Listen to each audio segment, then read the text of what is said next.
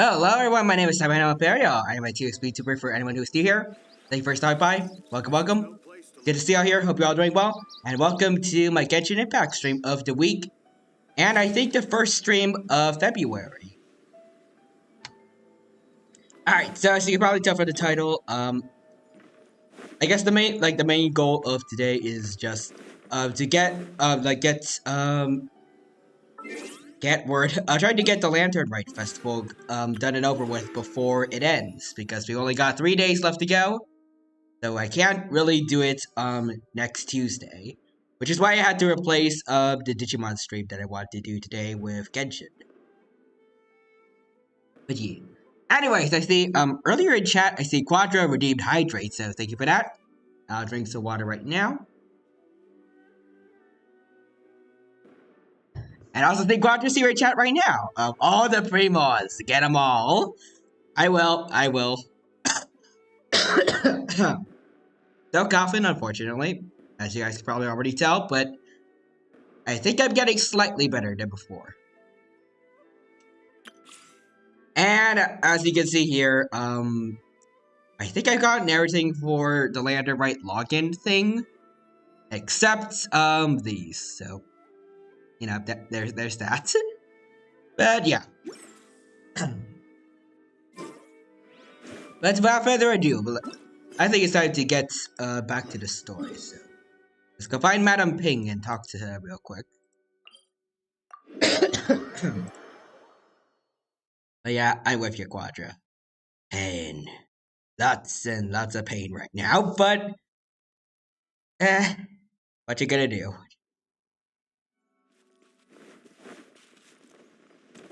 The next time there's something like this, like where there's a bunch of login rewards, I'm going to just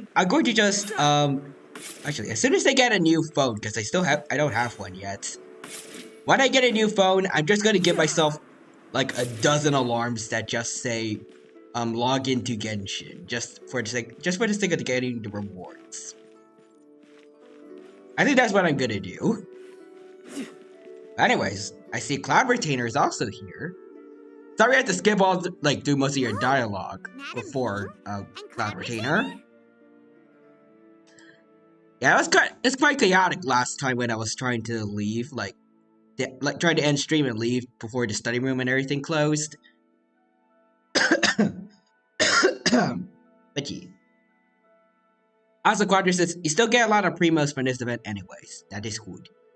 And Quadra also says, Cloud Retainer. One is offended that you skipped one's dialogue. One is not pleased with this turn of events. But good day. It appears you made haste after all. One arrived but moments before you. Hello. Oh, bless my soul. To what do I owe the honor? How nice of you all to come and visit me. Yeah, we wanted to talk to you about something. Miss Illuminated Bird, haven't you said anything yet? Does she really not remember Cloud Retainer's name? Because I feel like throughout the entire event she's just been calling her Illuminated Bird. Said what, precisely? And why should one be tasked with saying it? I don't know. Because you're the one who's known Madame Ping the longest. That is true. Street word. Or rather, presumably, you would prefer to be addressed as Ping? Probably. Cloud Retainer, you are uncommonly polite today. Yeah, it's probably not for a good reason. So, you want to talk about Guizhong? Given that Lantern Rite is almost upon us, the weather in the city is most pleasant, and a sweet floral fragrance lingers in the air. Ganyu, please continue from here. I like how she's it looks like she's trying to take I'm not taking responsibility, but he's going to talk to Ping about Guizhong, but then she's just actually what Ganyu, you handle the rest. I'm a dip. Anyways, Quadra says, Just in case, did you see the animated cutscene with Guizhong? I did around the very end. It's very nice. Guys, it is sad what happened to Guizhong, but I mean, at least they have the memories of her. Huh? It is better than nothing. And I imagine she died protecting them, specifically. But you. All right. At least I don't think she would have any intentions on, like, trying to become an Archon. Because that was, like, one of the main things that the Archon war was all about. Like this, I think the seats in Celestia opened up. And that's why all the gods were fighting. So, this all I don't think started Guizhong because cared we about were that. She trying just to wanted help to keep Mr. her friends Dvorak safe. find the Adeptus who saved his ancestor's life. Oh yeah, right, that thing. Cloud Retainer informed us that the one who played that melody and rescued the drowning man was none other than yourself. Let me think. Yes, I do believe I recall that encounter. Really? It's good memory, apparently. What a long time ago that was. I'm surprised that you still remember it. Even more astonishing, perhaps, is the fact that this story has survived this long at all. When mortal lives are so very brief. Also, excuse me there, Mr. Robots. Sorry, but let me just hit you with the ban hammer real quick. There you go. Bye-bye, Mr. Bots.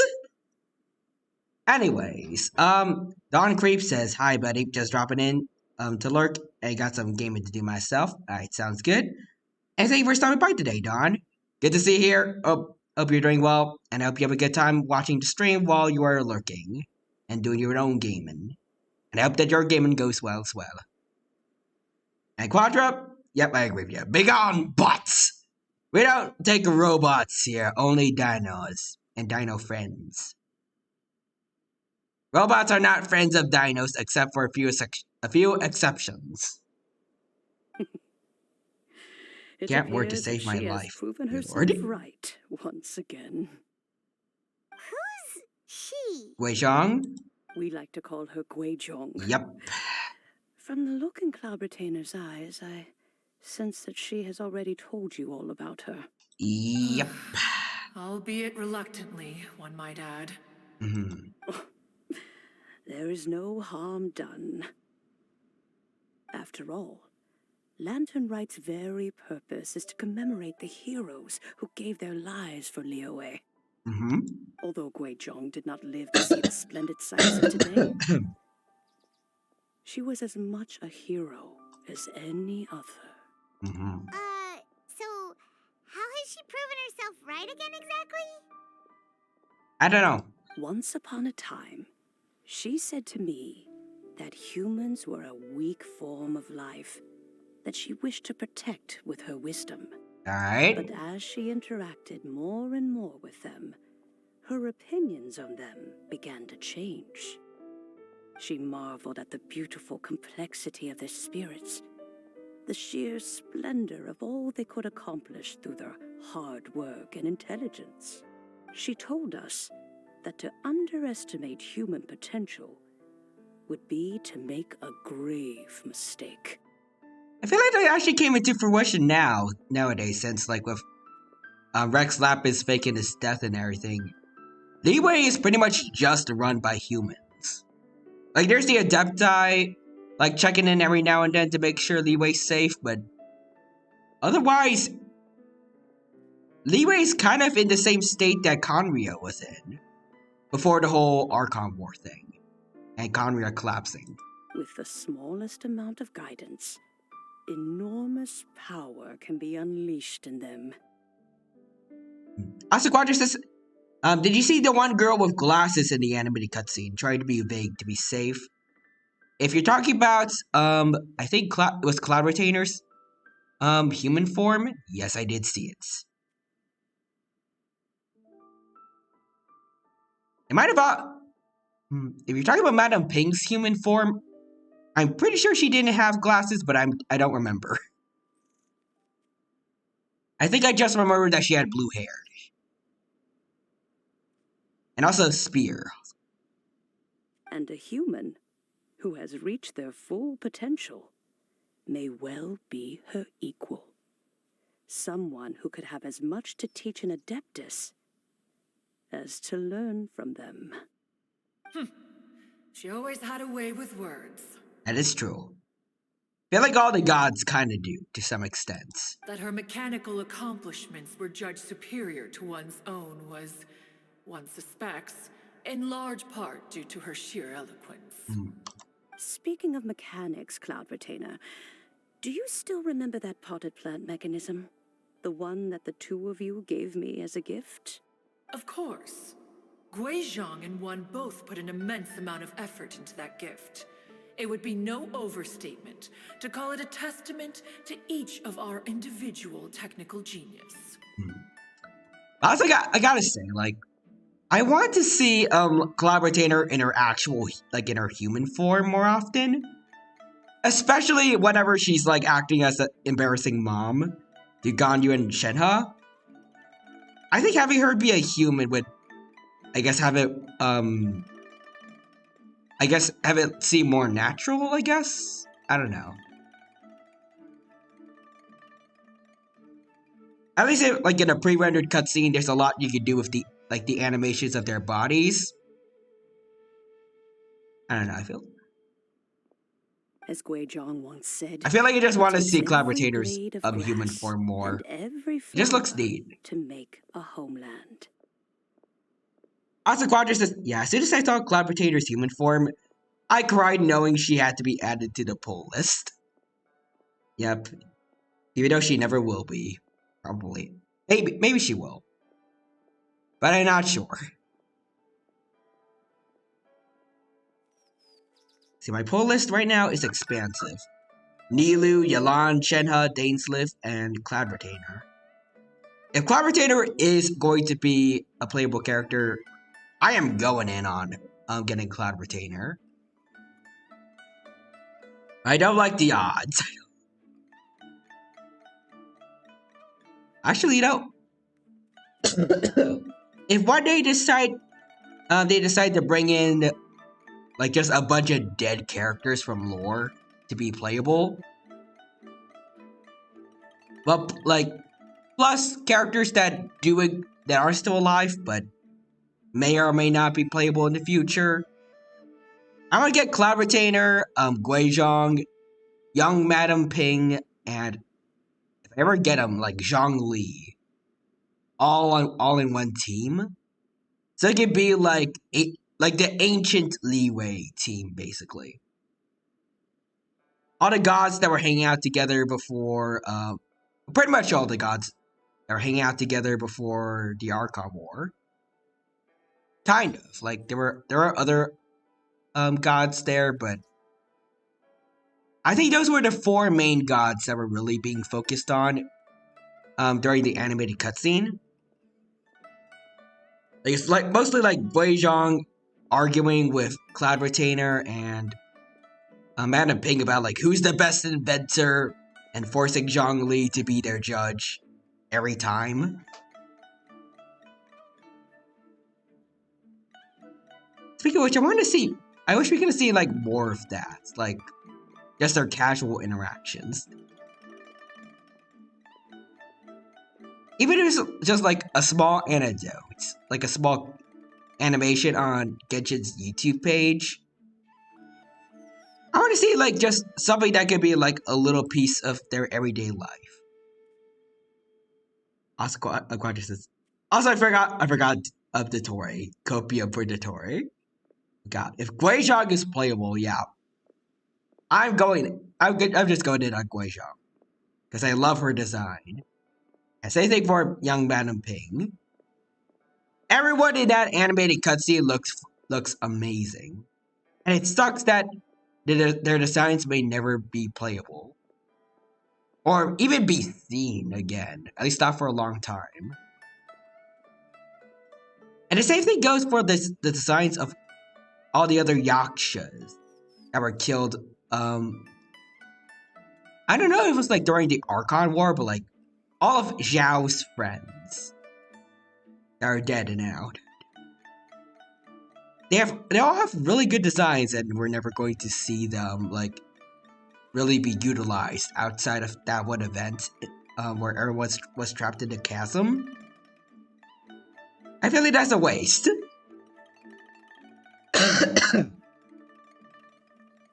Also, sorry, I don't know if I'm talking weirdly or not. I'm hoping I'm talking normally. Like earlier I accidentally swallowed a cough drop.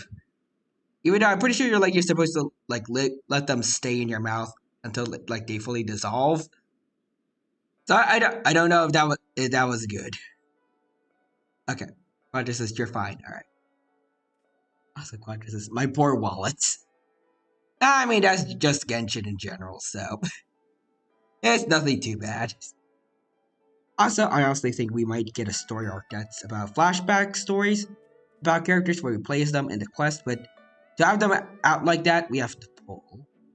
Story quest for Guizhong, where Zhongli tells a story about her. Oh, that would actually be really good. First I need... Here, do my nose.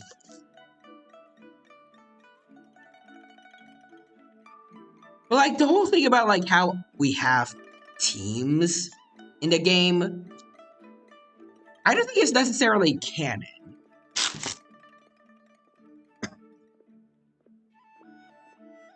Like, we get some lore from the playable characters when we get their voice lines and stuff, but...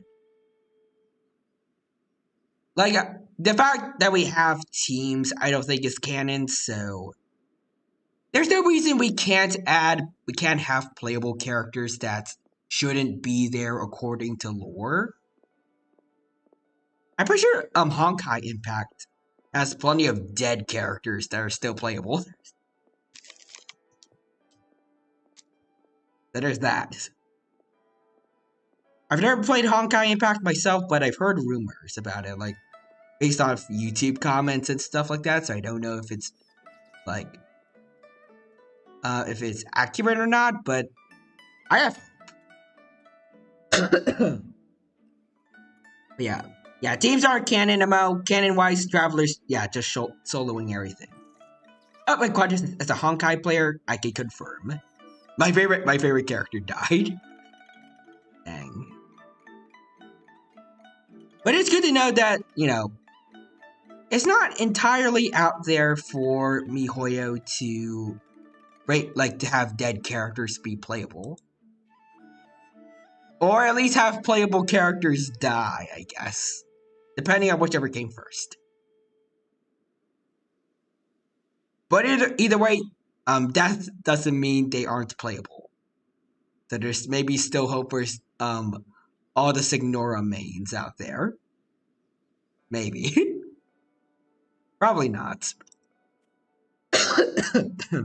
When I see the sight of Liyue Harbor before us today, I am reminded of this. Madame Ping looks very emotional right now. It's been through a lot in her time. Of all of us, it was Guizhong who was the fondest of these grand and exciting occasions. Also, Quadra says, I still honestly think an Archon is gonna die. Which one? I have no idea. Honestly, I feel like for dramatic effect, it would make sense to have one of the gods die.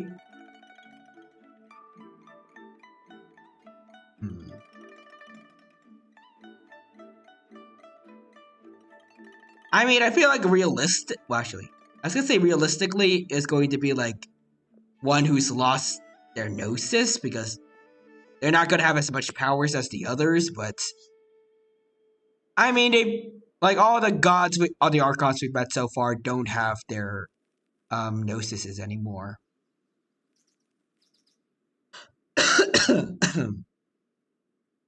Yeah, everyone's technically lost their gnosis, so yeah. It would probably make the most sense for I guess the Tsaritsa to die, since I mean she is the head of like one of the two main evil forces in Genshin. So I feel like it's most like she has the overall the highest odds of dying, but I'm not sure. I mean, based on what I know about the Fatui's goals and some lines from random teasers here and there, I think the Fatui's thing is like they're trying to go against Celestia. And I feel like for the Saritsa, even if you're a god, trying to rebel against what is basically heaven itself is going to have some kind of consequence on them. Whether or not it's like just a good amount of the people around her are going to die, or she herself is going to die. I feel like it's like this is going to be a big thing that's like she's not going to come out of this unscathed. Yeah, Quadras says the Saritsa dying would be crazy for hype. It would be. But at the same time, I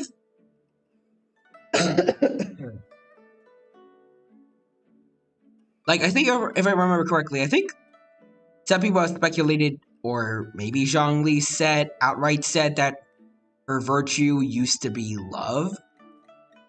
Like how Naida's virtue is wisdom, Ventis is freedom, and all that. So I feel like based on that, it's possible that she might get a redemption arc. But I don't know. It depends. Also see, D's one big dumpy says, "Yo, it's me. Hello there, D's." I'll just say D's. What's up? Not much. Just playing Genshin. And it's going well so far, and I hope you have a good time here, and thank you for stopping by, D's. Hope you're doing well. I think I already said that, but yeah. As Quadra says, I almost wonder if, like, Celestia is gonna nerf the Saritsa hard somehow, and we get nerfed Saritsa as a playable character. I mean, they gave her power as an Archon. They could take it away. It'll be an interesting thing to see. Asakatra says, I think she's gonna get a redemption, and yeah, we're probably gonna share some kind of common goal. I'm pretty sure, like, the Traveler isn't the biggest fan of Celestia after what happened with the Unknown God. I think we might actually, like, try to join together with the Fatui to take down Celestia. And I have no idea. Also, I see, D says, my boy, Shadow Wolf 29 says hi. Oh. Well, hello there, Shadow Wolf. Good to see you here. Hope you're doing well. Thank you for stopping by. And hope you have a good time here at the stream.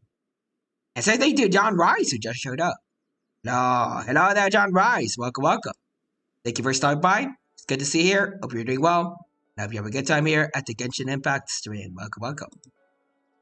Let's see. Quadra says, I also think some of the Fatui might defect or branch off against the Saritsa. Maybe. I feel like so far we've seen that, like, most Fatui are, like, incredibly dedicated towards the Saritsa. I don't think they're going to, like, something really big has to happen for a lot of them to, like, defect. Though trying to, like, go against Celestia could be, like, one reason. Like, there could simply just be a lot of cowards in the Fatui that don't want to try and face a bunch of gods, presumably. I don't know. I'll have to see. But anyways, let's continue on with the story.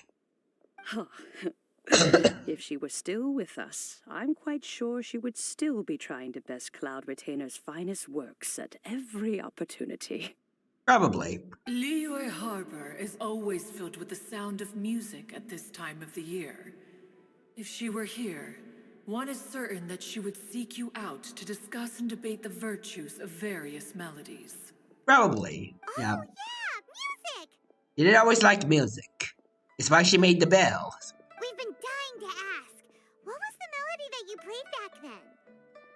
Oh, yeah, yeah. Also, with you being such a music expert and all, why don't you join the concert as a performer? That could be nice. I can make arrangements right away. Oh, as much as I don't wish to dampen your enthusiasm, What is it? it's been a long time since I played this zither. My fingers don't have the dexterity they once did.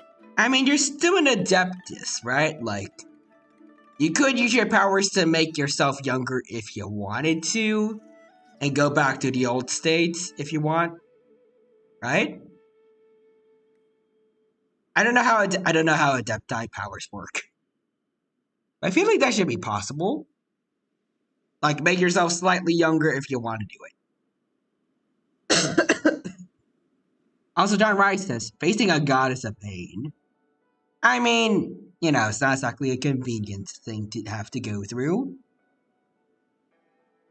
Also, Quadra says, actually, good point. Yeah, the one who I thought would have defected the most was Scara, and well, yeah, he's a good boy now. Well, he's a free and good boy. Also, John Rice says, play that funky music. No. Also, you redeemed first. Congrats on getting first, John. Nice. And Quadra says, yeah, Madam Ping can do that. This is where the playable young Madam Ping comes from. The playable theory for Madam Ping comes from. I hope it comes into fruition, but we'll have to wait and see. I got my fingers crossed, though. I want young Madam Ping to be a playable character. And whenever I play that tune, it always reminds me of her. I start wondering what she would think of the changes I have made to her melody. There was a period of time whenever I started strumming, it almost felt like she was back again. Sitting right there on the stone stool next to me, chatting away. Skybracer and Seagazer too, looking just like they did in the old days. Dang. No matter how much time goes by, the moment that melody starts playing, it transports me right back to that time in my memory. So the past still weighs heavily on your heart? I think it's safe to say that. Well, I would be lying to myself if I claimed to have completely moved on. But that is not to say that grief doesn't get easier with time. Despite the sadness, I have found many things that bring me joy in life. That's good. It is simply the nature of the world in which we live that even if one wished to mourn for an eternity, it would be a nigh impossible feat. Also, John Rice says, aw, yeah. It hits you right in the feels. Also, Quadra says, also, young Madam Pig is playable. She better have the same VA. Yes, please. The VA from the animated cutscene was really darn good, and I want to see her more. Just look at this potted plant. Isn't it stunning? I mean, I ain't seeing a potted plant anywhere, but sure. It takes an honest and open mind to confront and conquer grief. You have indeed made progress. Be that as it may, I shall leave the lantern rite stage to the youth of today. Like, could someone else use your bell? If you're sure. You know, like, you don't have to play the melody, but, like, someone else could. Granny! Oh! Yanfei! What's everyone doing here? Did something bad happen? No, but it's good to see you here. It's been a while, Yanfei. We thought Mihoyo completely forgot you existed. And now we've spooked Yanfei. No. Everyone's just here to give me their regards for the holiday. Oh, that's Pretty wonderful. much. I'm glad. Well, And also in that reminiscing, case, but Happy Lantern Rite, everyone. Happy Lantern, Happy Tianfei. Lantern Rite. Oh, I just remembered that I have some work to do at Yuehai Pavilion that I need to discuss with Yanfei. I haven't been able to find a chance until now. I will leave Mr. Dvorak in your capable hands. Cloud Retainer, Ping, we will be off for now. Alright, see ya, Ganyu. Huh? Does it have to be right now? Which case is this again? Hey, Ganyu! Alright, bye. It seems Ganyu still has much to learn when it comes to the art of deception. What a pity. She has learned nothing of one's ability to carry a conversation. I mean, you can always try to help her out with that. Since it's been so long, Cloud Retainer, why don't you stay? I'll make a cup of tea and we can chat a while. And you can go into your human form to do that, so you can actually hold the cup. I want to see your human form again, please. Gladly. This was one's intention as well. If we see you in your human form, like as a model in game, they'll have to make you a playable character. It would be ludicrous if they didn't. When you next see the Fontaine musician, Unless you consider please give Signora. him my regards. We don't talk I'd about like to her. wish him the very best with the concert. Also, Quadra says, my favorite potted plants, a building. That's the best kind of potted plant you could possibly have. The John Rice says, good plan. Yeah, the music of the current time is for the young folk. We don't want old people music in here. Get it out of here. Also, Cloud Retainer says, one does not understand. Why is one being requested so heavily to the gods? Because we want you to be playable, Cloud Retainer. We want you to be playable. That's why. And John Rice says, tea in a chat is nice. Yes. Also, Quadra says, wait. Actually, Signora was considered a monster type on her model, while Dotori is considered a tall human with a claymore. Huh. I feel like in that case, then, we have better odds for Dotori than Signora, definitely. But if we can just get a human version of Cloud Retainer in game, that would be awesome. So we can see, like, what it's labeled as. You got it, Madam Ping. Thank you all. I think you've listened to enough of my nattering for one day. As for that melody, I will play it for you all another time. Goodness knows I need to practice it first. Wow. Fair enough, That'd fair be enough. Great. We'll look forward to it. Agreed. When that time comes, wherever her spirit may be among the countless grains of sand and specks of dust between the harbor and the mountains, perhaps she will look at the Liyue of today and steal a smile when she sees the prosperous land that it has become. I hope we get to see that. She just kind of shows up like next to us as like a force ghost, basically. Like what that one lady from the Sumeru Archon quest did at the end of the Samsara story. Alright, let's go tell Mr. Alright. Dvorak the news. Alright, let's go find the Music Man.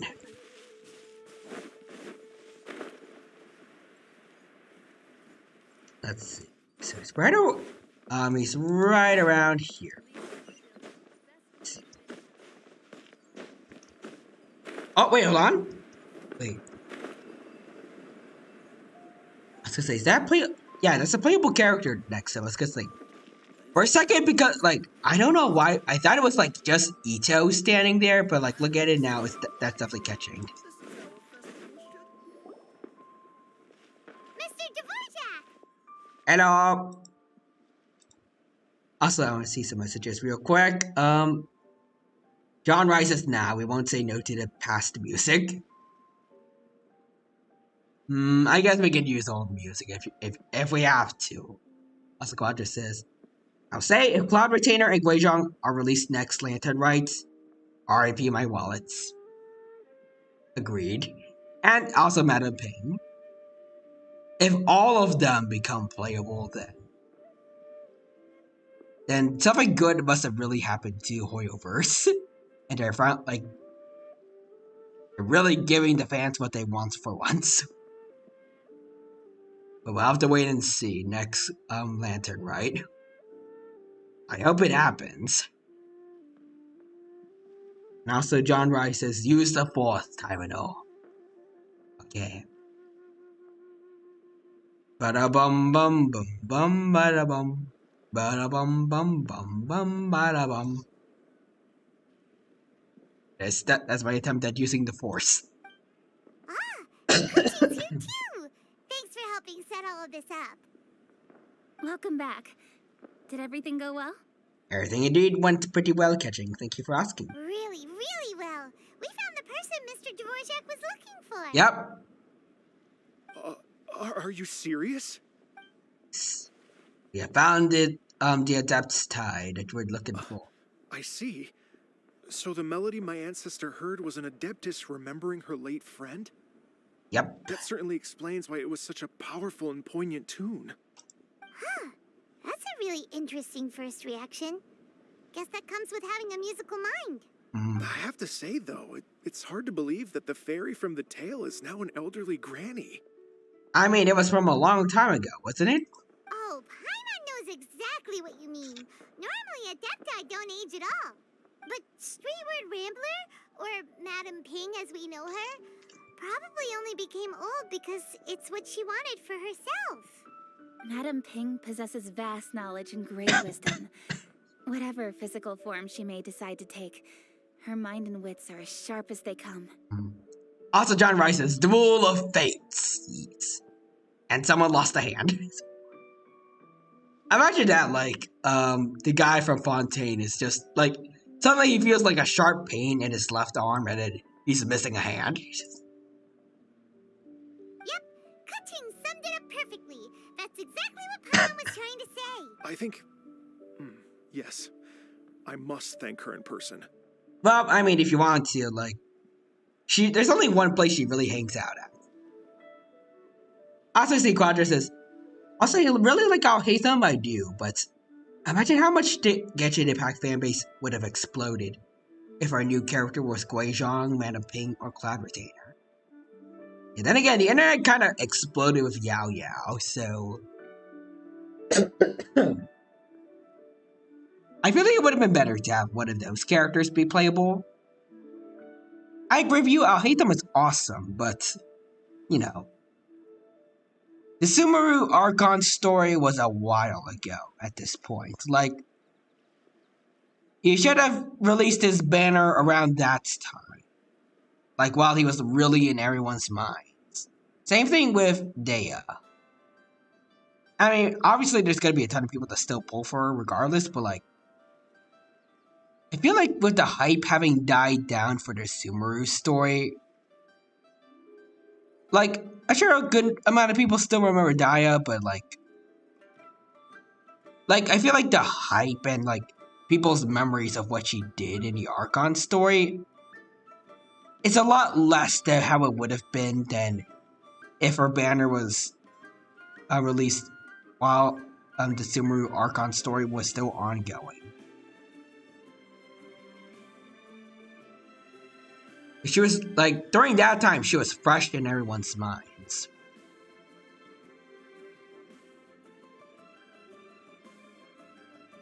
And I feel like the same thing should have happened for Al Haytham. Asgard says, yeah, at least in, like, a next patch after this. That can wait until after the concert, though. For now, I need to devote all my emotional energy to the performance. Right. You got this. Madam Ping wishes you all the best at the music festival. Paimon has a sneaking suspicion that she'll stay in her usual spot, but listen to the performances from afar. Wait, are you serious? Peace. Oh no, now I'm starting to get nervous. Relax. Just treat it like any other performance. You got this. Alright. Nope, another rehearsal is in order. Please excuse me, everyone. Alright. Calm down, buddy. You got this. Mr. Dvorak? He's already gone. Paimon wasn't even finished telling him everything. Before we set off on our search with Ganyu, he asked Isabelle what music means to people. After our recent adventure, Paimon thinks we have a lot more to say about that now. Kind of. Please, share your insights with me. Okay, okay. Well, we found out that music can be used for good, but also for bad. It can make people happy and moved, but it can also be sad and bittersweet. And music is like a kind of memory written in people's hearts. It can put you in touch with feelings from a totally different time and place. Pretty much that, though there was more to it than that. Pretty broad summary, but not the most detailed. I can go with the first one. It sounds like you had an eventful trip. Don't worry, I'm sure Ganyu will fill me in on all the details shortly. Yeah, she probably will, and go into further detail than Paimon did. Also, Quadra says, wait. John says, he's in training. He'll be the super musician. The legendary super musician that hasn't been seen in 1,000-ish years. Wait, does that mean you're gonna carry on working? Just a few things to wrap up.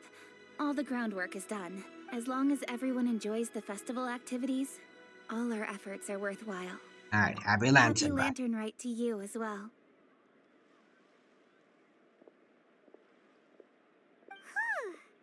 That should be everything taken care of, right? Pretty much. Oh, no, wait. Oh, what is it? Bells. Paimon feels like she's forgetting something. What was it? Oh, it feels like it was a while ago. Whatever it is, I don't remember. Shoot! Latent... Wait, no. Anyway, fancy bamboo shoots! Oh, wait, that... Okay, right. I actually completely forgot about that. Zhongli wanted us to get him bamboo shoots. Zhongli said he wasn't in a hurry, so if we went now, there's probably still time, right? Yeah, probably. Anyway, even if we don't make it, it's not our fault. He could have totally picked them by himself. Ugh. Anyway, let's go check with him at Wangsheng Funeral Parlor. Okie dokie. Oh, wait, is this where we're going to see Hu Tao? Let's go see.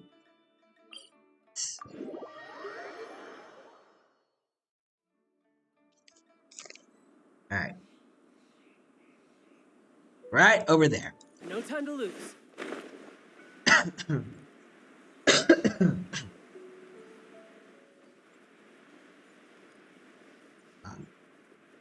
Okay, going to keep moving, but I think something fell.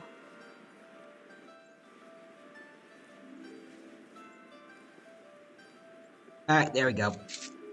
Got it. Alright, there we are. Oh, I think I see two people there. I'm guessing that's gonna be Zhongli and Hu Tao. Someone else there too. Wait. Okay, wait, no. So no Zhongli, but I see Hu Tao, Xinyan, and Yunjin. Ooh. Interesting combination. Let's have a look.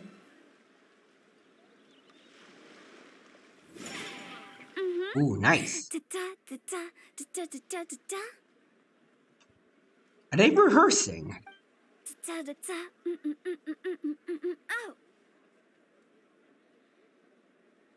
I can respect Hu Tao's attempts, but if she's trying to do like a rap or something, I'm pretty sure she needs to take inspiration from Ito. He's the rap god. And also, let's see, John Rice says, and for bamboos. And Quadra says, bamboo shoots. Such a good food. Where are those who share the memory? Oh, that's right, most of them are dead. Also, where's my bamboo shoots? He's been gone forever. Also, John Rice says, oh wait, he said air guitar. All right, let's take a break here. Is that what she was trying to do? Couldn't tell. Love that she was like moving around randomly and doing that.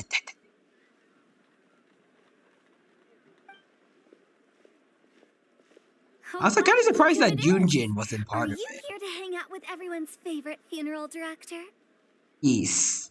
So you're just casually practicing your rapping skills at the entrance to your funeral parlor? In broad daylight? Okay. It was beautiful. I'll just go with this one. After everything we've been through, you don't see me for a hot minute, and you're back to being scared of your own shadow. Okay, but like, have you seen it? Their shadow, though? It's terrifying. We have all this open space, a clear view of the mountains behind and the sea in front. Not to mention we have several invisible audience members enthusiastically cheering us on. It's the perfect spot to rehearse. It's one of them Guizhongs.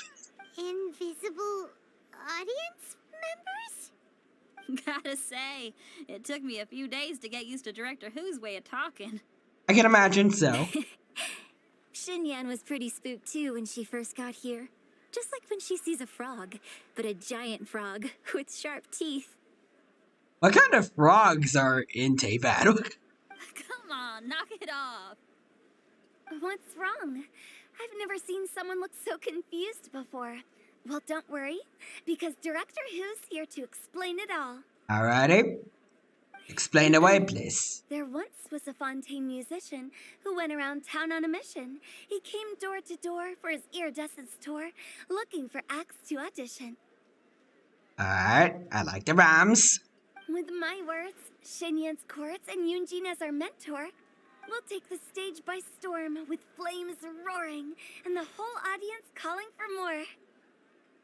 The whole flames roaring thing would work really well. Except that Yunjin is like... Xinyan and Hu Tao are both pyro characters, but Yunjin is Geo. For sure! The whole dance floor will be yelling encore! Encore! Oh, now Paimon's rhyming along. But when you say flames roaring, are you sure this will be safe? I mean, if it's not safe, then Hu Tao gets more business, so... Oh, don't you worry about that. I'm pretty experienced on the stage, and I've already informed the Yuhong of all the pyrotechnics we're planning on using. Alright. Also, let's see. Anwar says, finger movements was why, and also Quadra says, it's okay. Geo plus pyro equals magma. You know, it actually sounds like a really cool elemental reaction that they should have had in Genshin. Like, why does Geo have to just crystallize? There's more they could have done with that. Like, especially like if they're with Hydro. Geo and Hydro together could do like erosion damage. I don't know. Guess we'll just have to trust Xinyan on this one. Maybe saying Zhongli. Back to who? Oh, Zhongli. He took one of those fancy meal boxes and set off for the mountains. Said he wanted to pay a visit to some old friends. It's a real pity that he couldn't be around for this.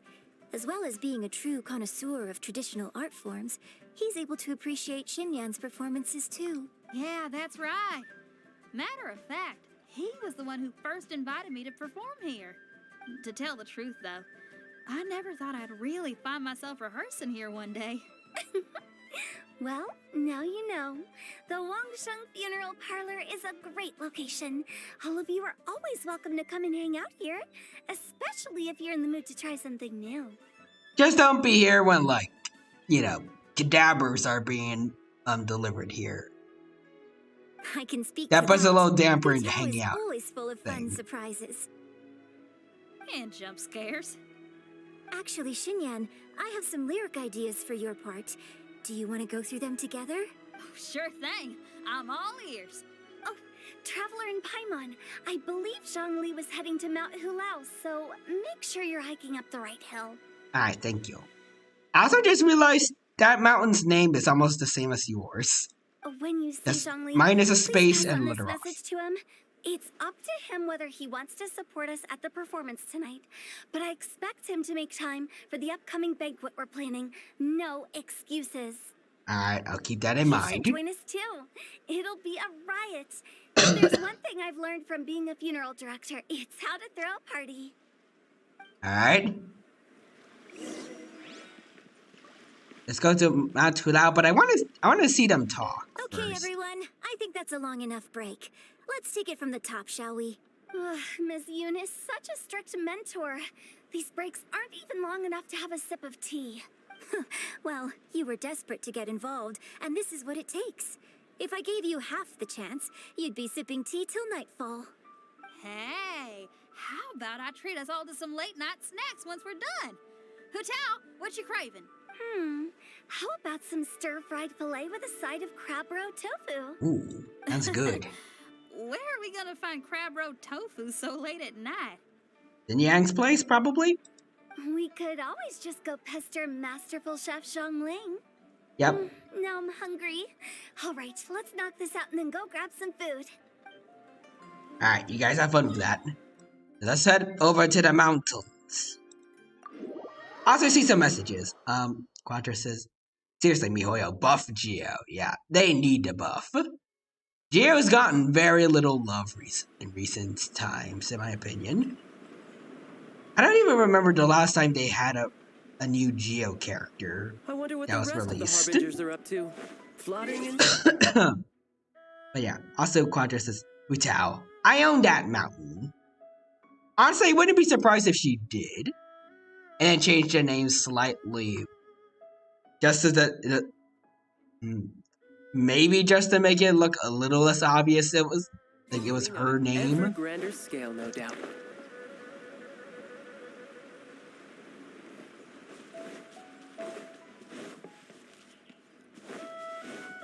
Oh, those two. I don't remember their names. But also, let's see some messages. Alright, it's just an emote for Quadra, and John Rice says we look for a chef. But we have found 2 chefs, I think. Like, they're using the cooking tool that Cloud Retainer used. Paimon sees them! It's illuminated deer! And illuminated bird number 2! Hello everyone, long time no see. A familiar face. Have you come from Liyue Harbor? How is the Moon city Harbor. nowadays? Everything's great! But you know, if you're so curious, you can always go and check it out for yourself. In fact, Mooncarver has been taking Oh, many Zhongli! walks on Mount Tianheng in recent times. I believe the sights of the city are quite familiar to him. Zhongli! Here you are!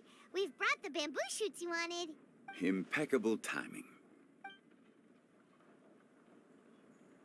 It's a moon carver and mountain shaper Traditionally, bamboo is shoot soup ought the to other be slow crane, cooked I'm for guessing. many hours on low heat. Using Adeptus arts to hasten the process is something of a shortcut. Wait, that mechanism. Is that? Indeed. Cloud Retainer kindly lent me her supreme cuisine machine. Can we not just call it a cooking machine? Actually, never mind. She seems to take a lot of pride in her mechanical gizmos, so it's probably best if Paimon doesn't go changing the name willy-nilly. I'd imagine she'd sue you for that. I trust that you found the answers you were seeking during your recent journey. Yes. Excellent. The past should be remembered, but not overly dwelt upon. Our journey should be seen as a means to take on more from the world around us. Also, Quadra says, yeah, if I remember correctly, the last new Geo character we got was either Ito or Yujin, which, oof. Dang. Ito or Yujin? That was forever ago. Yeah, like, I think Yujin came after Ito, but even if she's the last one, then I feel like it's been like super duper long since she was first released. Like around the time when the Chasm was just released. We still didn't have Sumeru yet.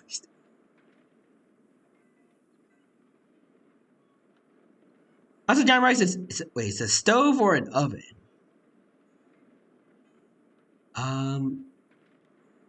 I think it's like a giant automated cooking pot, basically. Also, Quadra says, wait, no. It was Gora. Was Gora, like, was Goro seriously not playable before Ito and Yunjin? I thought he would have. I thought he was. I don't know. That's weird. When the bamboo shoots. Also, I like that. I like that name insist more. that you try some for yourself. It's a stubborn. It's a stubborn universe. Oh, Zhongli, Huta told us to tell you something. She said it's up to him whether he wants to support us at the performance tonight, but I expect him to make time for the upcoming banquet we're planning. No excuses. When she says performance, she must mean the Lantern Rite Music Festival. As for the banquet, she didn't tell us anything more about that, but she invited us to come as well. As you can see, I have a prior engagement with 2 Adepti friends of mine tonight. Please, give Director Who my best wishes for the performance. Alrighty. As for the banquet, since the Director insists, far be it from a mere consultant like myself to refuse. Alright. Hey, then we'll see you there? Absolutely. Awesome. Rex Lapis, the bamboo shoot soup is ready. Thank you. I will examine it right away. The appearance is exquisite, and the aroma rich and intense. The craftsmanship of this machine is commendable indeed. Imagine if, like, this is the one time he finally chooses one of Cloud Retainer's inventions over something that Guizhong made. Since you came all this way, you should not leave empty-handed. Please, take some soup. It tastes most exquisite while still warm. Alrighty. I'll have some soup then. Ooh, wait, piping hot bamboo shoot soup. I want to see what effects it has.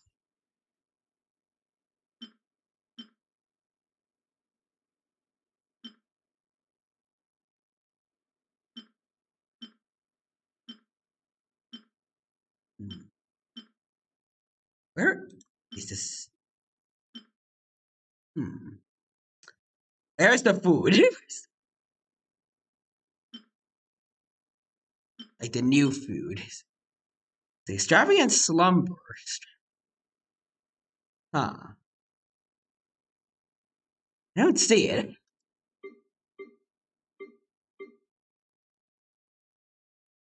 I don't know if we get new ones or not, but oh well. Alright, let's go to Leeway Harbor.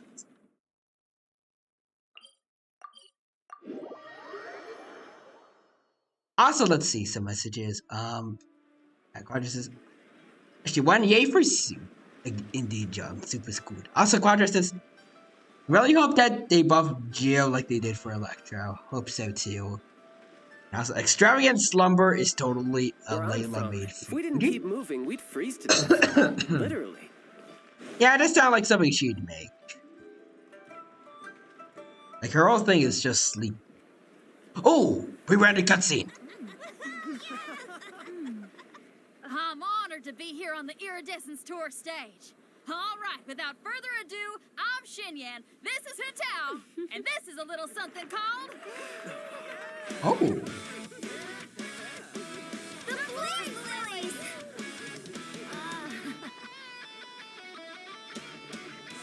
Ooh! Xinjiang, Chongyun, and the Xingshu. I'm up here blazing trails through the midnight sky, lighting up the world below. And when the crowds all hear my voice, they'll meet the spirit of rock and roll. Let's go! Hey, you butterfly, you two buzzing by, guiding your way to the afterlife, opening the path without a fright. Oh! I'll light the fire, watch it blaze across the universe. I'll spit my rhymes, watch you set, or you'll get burned. Hey! Woo!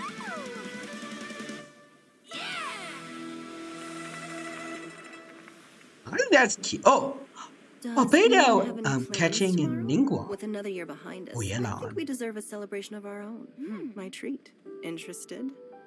The Tianquan footing the bill? I can't miss out on that. Oh! Oh, Baiju! And Chi Chi? Oh, there's Xiao. There's the boy from the trailer. Wait, are we gonna get Venti then? Ooh, there's fireworks.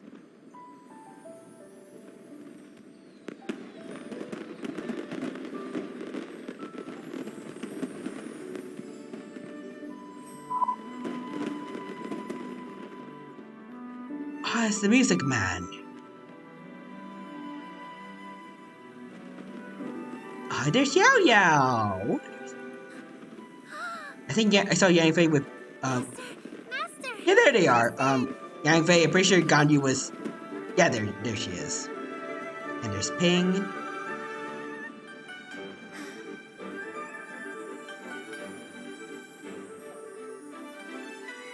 Up there's Zhongli with the other Adepti. Ahead, be a blessed one. I believe it shall be. Shenhe and a clock retainer. Master, the Xiao lanterns, Ha! Elementary. One shall fashion for you a Xiao lantern, the likes of which the world has never seen. Alright. You must take it to Liyue Harbor to display its magnificence for all.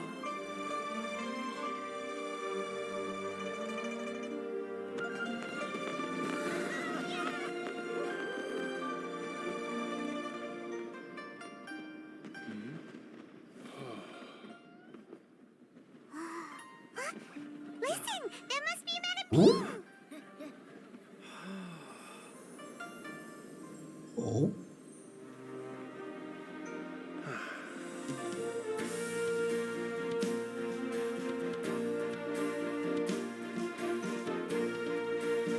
Who's playing the guitar? Ask.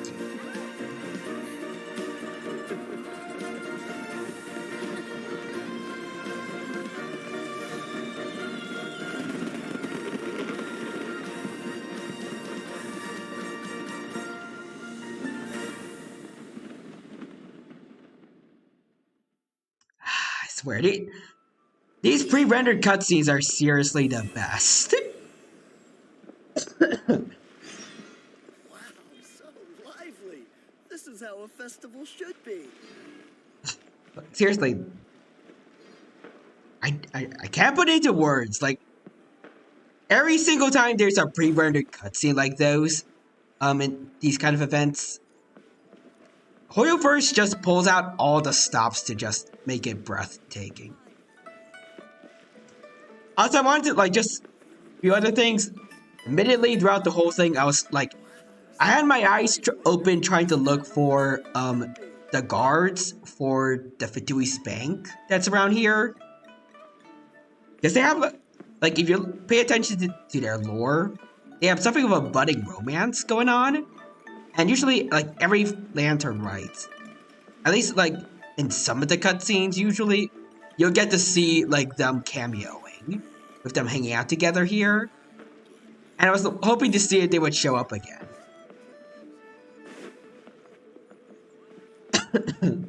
I don't know if they did, though. But I'm also kind of surprised that, like, it feels like the event is over-ish. But Venti and Zhao weren't really part of the story. Even though they were kind of front and center in the trailer that was released a while back. But yeah. Also see something going on in events. Let's see. Ooh, festival anecdotes. Okay, epilogue. Okay, so it's... Oh yeah, right, Hu Tao's dinner. We gotta go to that. So we gotta wait until the following night. Alright, but first, before we do that, I need to read. Let's see. So sorry to everyone like whose messages came in during this the cutscene. I shall get to you all now. Addresses was on top of a building and now it's night and on the ground. The logic? Yeah, but it's an awesome cutscene, so we forgive it. John Rice, it's time to rock out. Yeah. And also,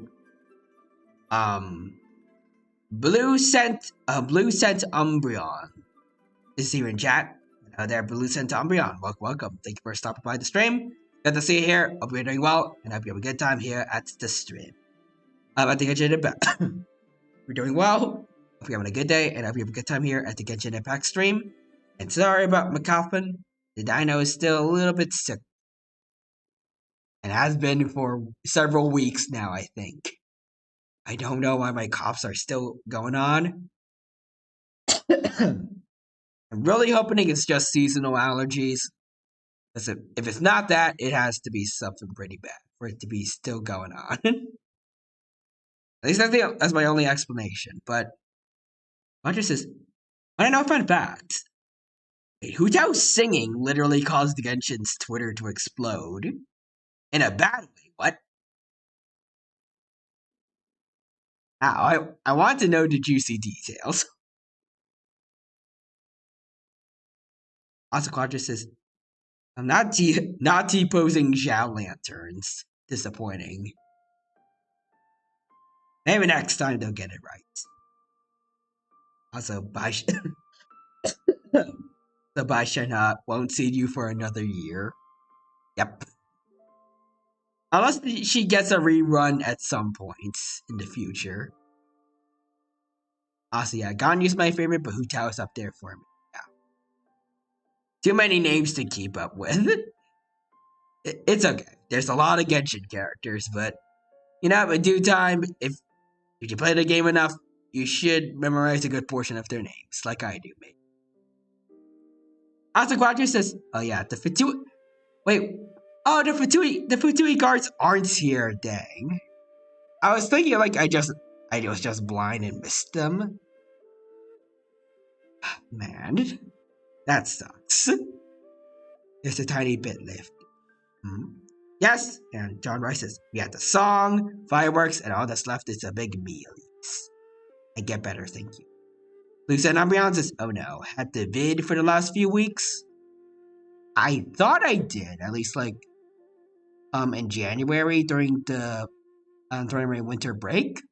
I took a home test, and I got a positive, but later on, I took another test, like, during the first or second week I got back to college. And it said, like, I got a negative then, so I might have done something wrong with the home test. But I don't think, at the very least, I don't think I have the vid right now. At least I shouldn't have it. Unless the home test was right and I did something wrong with the COVID, the vid kits that I got from college. I don't know. I still don't know if it's okay to say on Twitch or not. The Quadra says, people really did not like Hu Tao's singing. I mean, it's a bit, like, I mean, it's not like Yunjin singing from, like, like, the first event she showed up in, but I don't think it's not supposed to be. Because Yunjin's a professional opera singer. Hu Tao, like, what Hu Tao and Xinyan were doing was just two friends performing for a fairly casual music festival. They're not supposed to be, like, the best singers in the world. They're just, like, the average person trying to sing and just have fun. It's like when you're doing karaoke with your friends. You don't have to be a good singer to do karaoke with your friends. You're just there to have fun.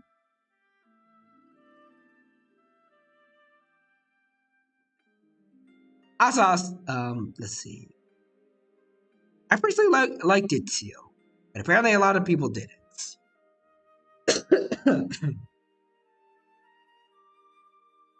But I mean, everyone should have their own opinions, but like, still, I think it was alright.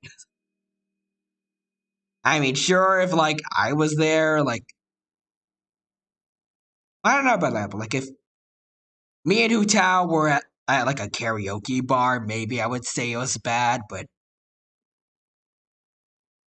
like I had fun listening to it, even if it's not the best singing out there. It's like listening to um Amelia Watson from Hololive sing, like back in the old days, when she did karaoke streams every now and then. She wasn't the best. She might have gotten better recently, but like back around the beginning, she wasn't the best singer, and people didn't care. They had fun with it regardless.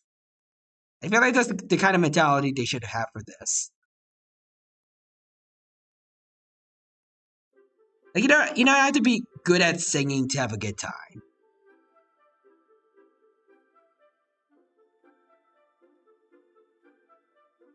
Also, Maximus Wolfstar says hi, T-Rex. Hello there, Wolfstar. Welcome. Thank you for stopping by the stream today. Good to see you here, and I hope that you're doing well. Quadra says it's okay. You just need to know Genshin Impact. Also, Blue Sun Umbreon says, might be something left over. Sometimes the vid is weird. Well, it might be that. I have no idea. That's disappointing to know. Quadra says, the word is weird to say on Twitch. Sometimes it's okay, sometimes it's not.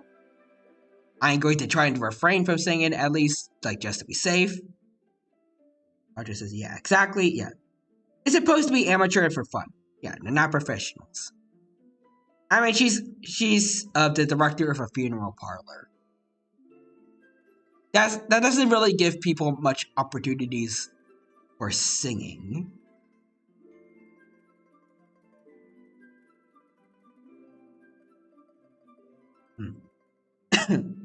Quadra says, I'm awful at singing, but I love doing karaoke streams. I'm sure you're not that bad, but regardless, as long as you're having fun singing, that's what's important. Anyways, let's get to going forward in time.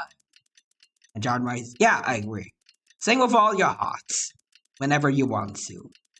Even if it's not good, as long as you're having fun, it doesn't matter. Oh, we have to wait until the following night, I guess. I want to talk to Yunjin and Jin Yang first, actually. Okay, now I need to get a move on and write my next song. Listen to you. You only just fulfilled one lifetime dream. Are you really thinking about your next goal already?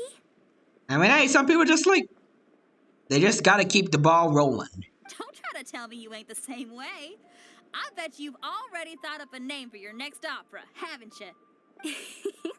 You know me too well, Xinyan. The Adeptus Seeking Voyage. How does that sound?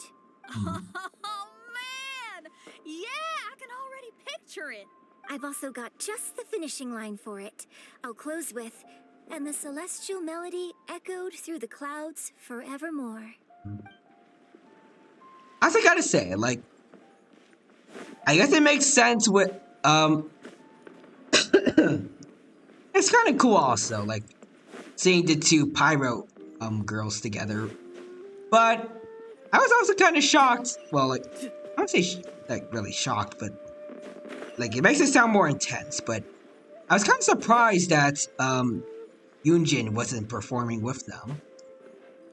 I feel like she would jump at the opportunity to, like, show off her opera singing skills with everyone.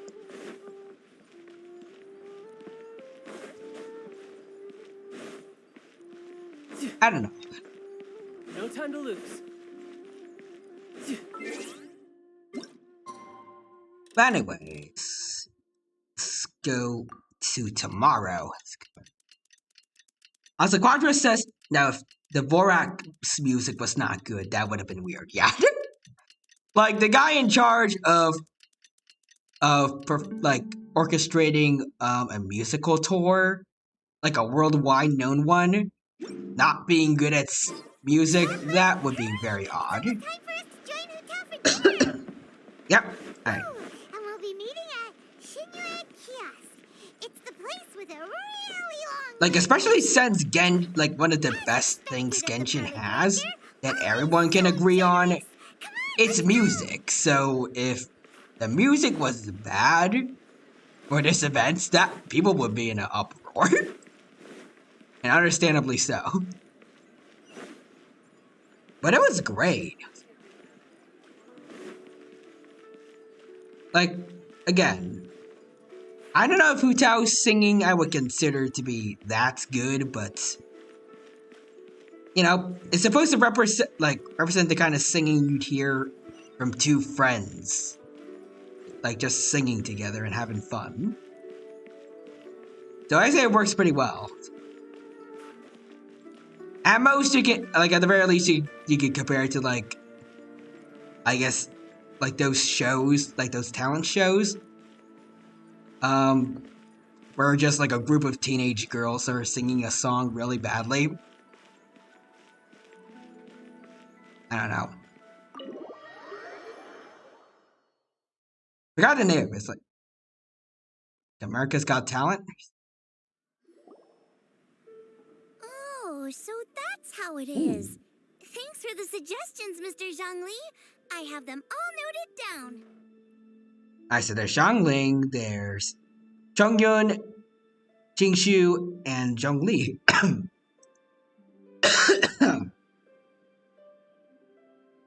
Yeah, John Rice says, yep, gotta be moving forwards. And Quadra says, honestly, can't think of a single bad Genshin song. Neither can I. The Quadra says, a guard. We found a Patui Harbinger child wandering the restaurant. Should we intercept? Ningguang. No, that's just a traveler. I'm sorry, what? And I just, in a flash of light, I switch back to Aether for a cutscene, and they're just like, what the heck? I've long heard that your knowledge encompasses all things old and new, Mr. Zhongli, but I never knew that you were well versed in the art of cooking, too. It is truly an honor to make your acquaintance. No need for formalities. I too feel humbled to be in the company of such talented young people. There are many things I could learn from you. Oh, you flatter us. If it's possible, may I trouble you to provide a few words of guidance for my practices in exorcism? I mean, you have Shenhe, but okay. Exorcism? I can't say I'm an expert in the field, but if you don't mind, we could start by discussing... Whoa, there's so many people here.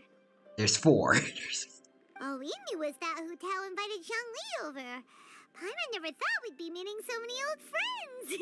Again, Paimon, there's just 4 people here. Happy Lantern Rite, everyone!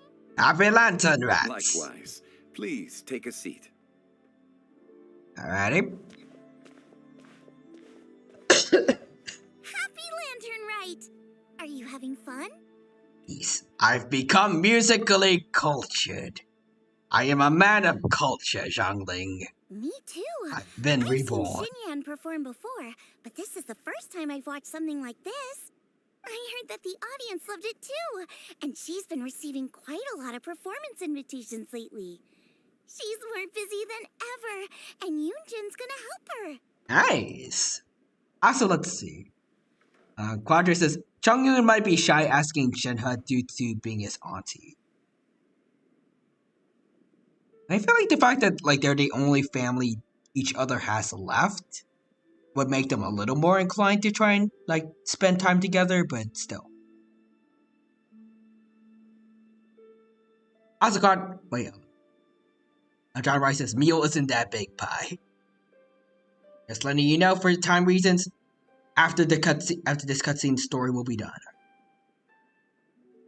Oh wait, really? So this is it for this part of the story. That's good. It took us pretty much an hour and a half to get through this, but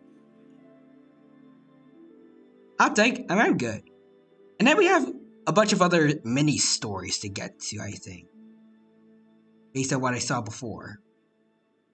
Yep, and they asked us to pass on their season's greetings to everyone.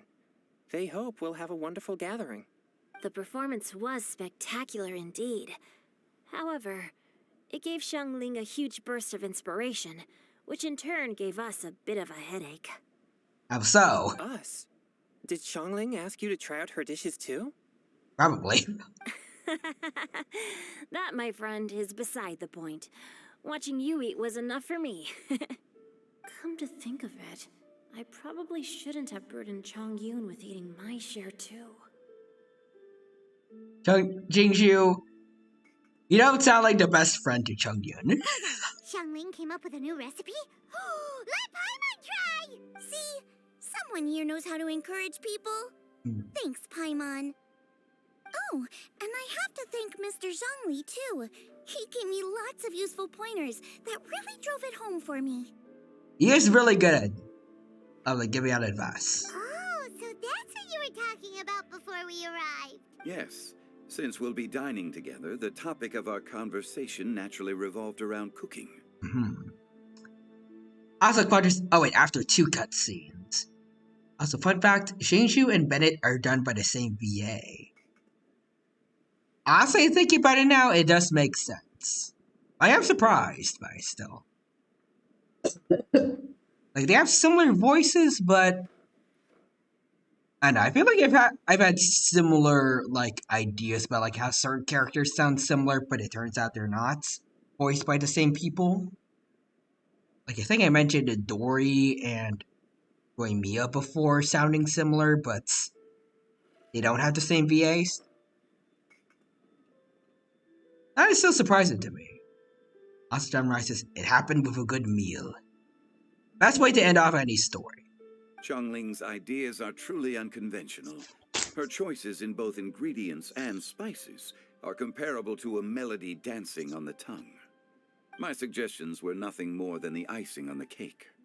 Oh, the two of you always deliver. Now I'm getting embarrassed. Anyway, I'll get everyone to have a taste after I've adjusted the recipe based on Mr. Zhongli's advice. Awesome. That sounds like it might become a little safer to eat.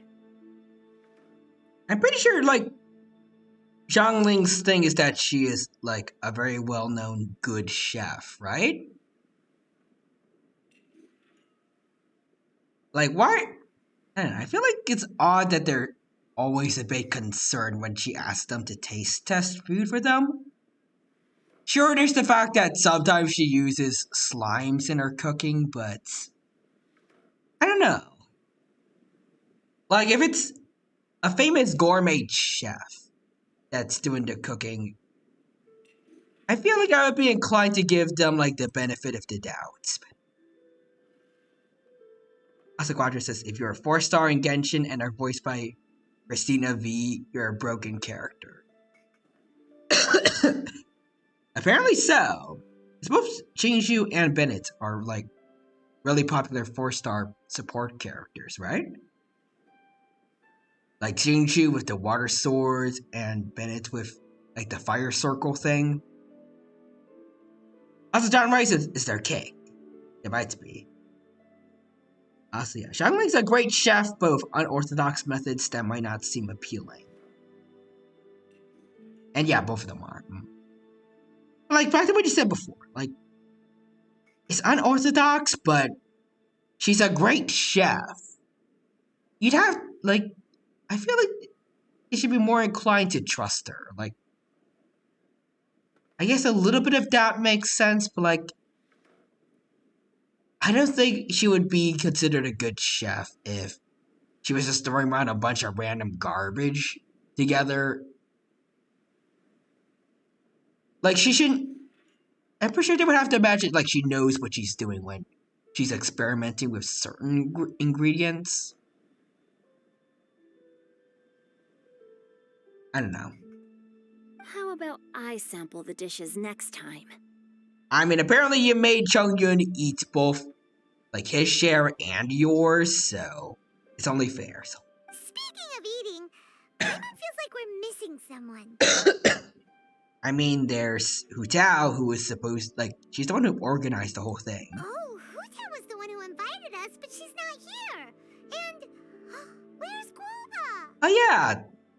Yeah, where's the literal cooking god? Like, why isn't he here? Oh, Guoba volunteered to help Dad at the restaurant. Okay, that makes sense. You know, lots of people come over to eat during Lantern Rite. Without Guoba helping out, I probably wouldn't have had the time to accept Hu Tao's invitation. As for Hu Tao... The director went to collect a guest. Oh, She okay. asked me to stay here and host you for the time being. Wonder who Seems the like guest it's is gonna almost Hu be. time. Tao went to find someone in person? Oh, that must mean they are super important. Maybe. Also, Contra says, yeah. The, that can't be as dangerous as Ace cooking. Oh, God. I think I've actually seen a few videos here and there where, like, they have Xiangling and A arguing, like, using audio of Gordon Ramsay with just insert a random guy from the Kitchen Nightmares. It's always really funny for me. So God says, good boy, Guaba. Yep.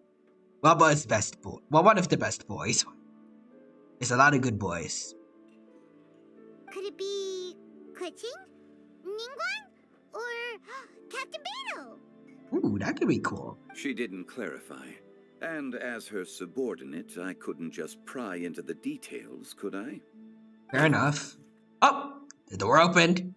So wait, struck by a hurricane.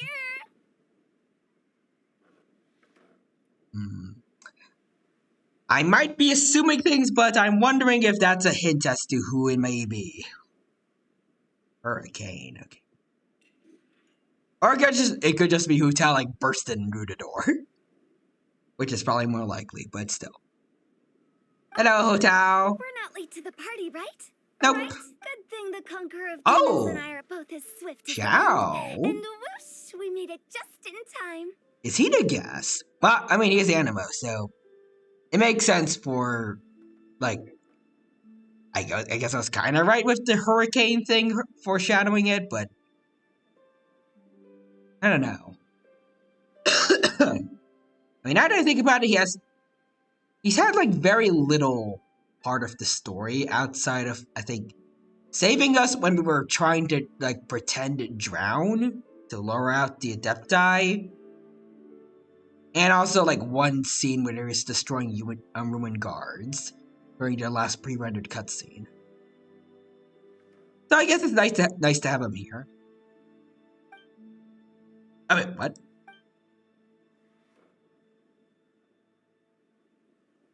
What's going on? Oh. I see. So the important guest is the Conqueror of Demons. I've been looking forward to meeting you. Hello? The director didn't mention anything when she invited us. What a pleasant surprise.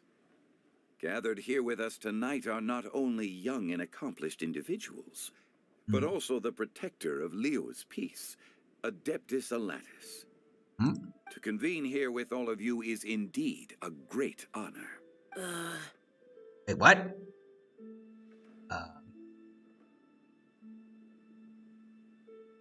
I don't know. Like I guess it might be a little bit weird for him to have Jean Rex Lapis, aka also kind of his dad, talking to him like this, but at the same time, he does know that like Zhongli has to keep his identity hidden from the humans, so I don't know. Odd reaction. Hold on, a few days ago at Wang Shuin. You're getting a flashback.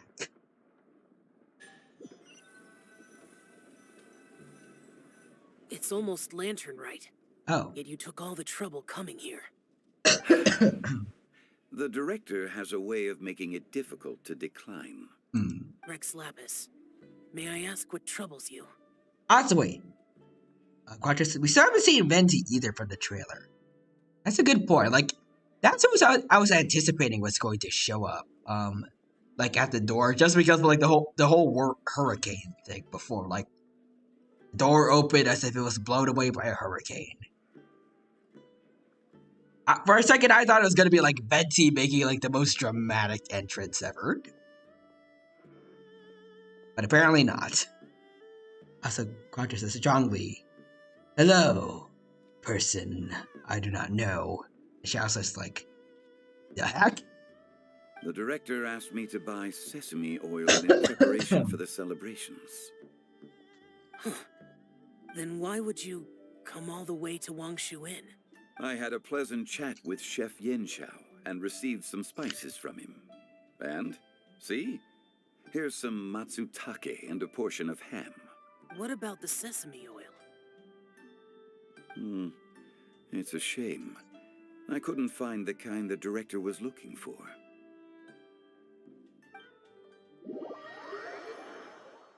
Alright? So where did, like, who got it? I'm sure you're exaggerating, Zhang. Sir. There he goes again. Enough with the pleasantries. Go let our guests take a seat. Alright. Everyone here today is well known in their own field and has probably heard about one another to some extent. Some of us are even old acquaintances, so there's no need to be this formal.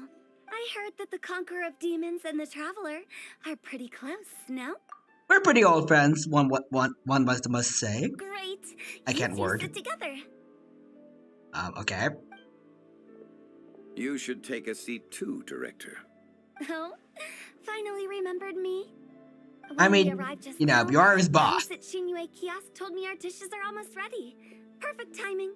Let's not wait any longer and ask them to bring out the food. Alright, awesome. And delicious looking food arrives and a pleasant smell fills Paimon the would have never guessed the person who Tao went to fetch was Xiao.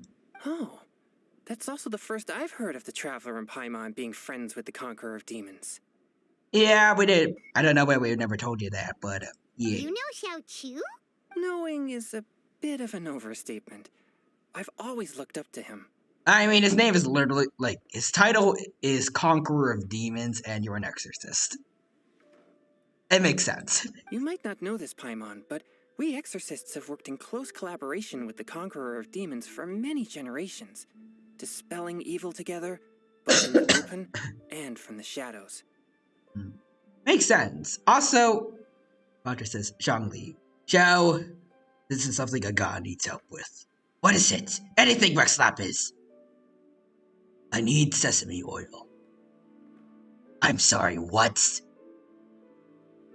I don't know if he would sound that upset, like, towards Rex Lapis, but like, be like, I'm sorry, what?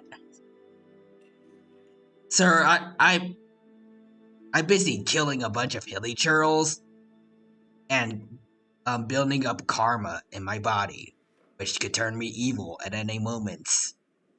And like dealing with a bunch of angst and stuff. I don't have time for sesame oil.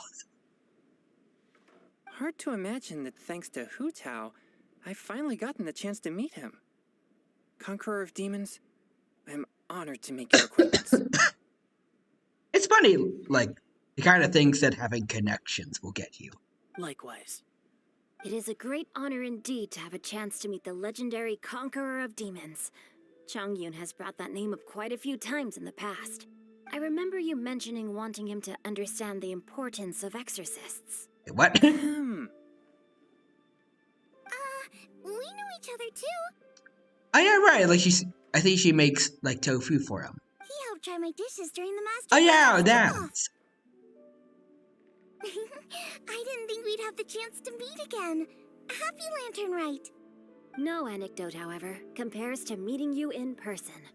I'm Xingqiu, Shangling and Changyun's friend. The pleasure is all mine. Whoa. Everyone's getting all formal and polite all of a sudden. Paimon doesn't know what she should say anymore. Alright, so I thought every seat was being filled before. Because for some reason I thought Paimon was getting her own chair, but look at it now, since Paimon is like floating. We have Aether, Xiao, Zhangli, Chongyun, Jingshu, Jiangling, and Hu Tao all here. Everyone so far that we know is supposed to be here is still here, but there's a seat over here that's empty. And I'm expecting someone is going to show up. And not only that, because of like who is going to be on their sides? Two gods. One of which is an Archon, and the other one is an Animo god, basically. Also, wait, consciousness. The last guest is A for dessert. It's like, you know what, we don't... Like, all the gods were trying to get together, but... Like, not... Narita was busy. On coughs. Like, Narita was busy. And they didn't want to invite Venti, so they instead had Xiao be the replacement Animo Archon. Also, let's see. What did I miss earlier? Zhongli in a panic. You had to find the right brand. Help Rex Lapis. Also, yeah, that was very long ago. On coughs again. Anyways. Adeptus Xiao, mighty conqueror of demons. Please accept Paimon's greetings too. Belated Happy Lantern Rite. Belated isn't the right word to use here. I don't know what it means. Paimon tried very hard to look for a fancy word, okay? Don't be too harsh on Paimon! There's no need to be so polite. Come on. You're right. This was meant to be a nice little get-together between friends after all. Too much formality kills the atmosphere. Okay, fair enough. I didn't plan this gathering only for everyone to walk on eggshells. Hiya. What's your true intention, then? A little get-together between friends, sipping the finest tea and watching lanterns float into the sky, bidding farewell to the past, and embracing the present with joy. And that is something our consultant would say. I think it deserves a standing ovation. Yeah! No one was standing up with this. They're still Exceptional cheering. acting skills, Director. Indeed. Your ventriloquism has gotten better, Director.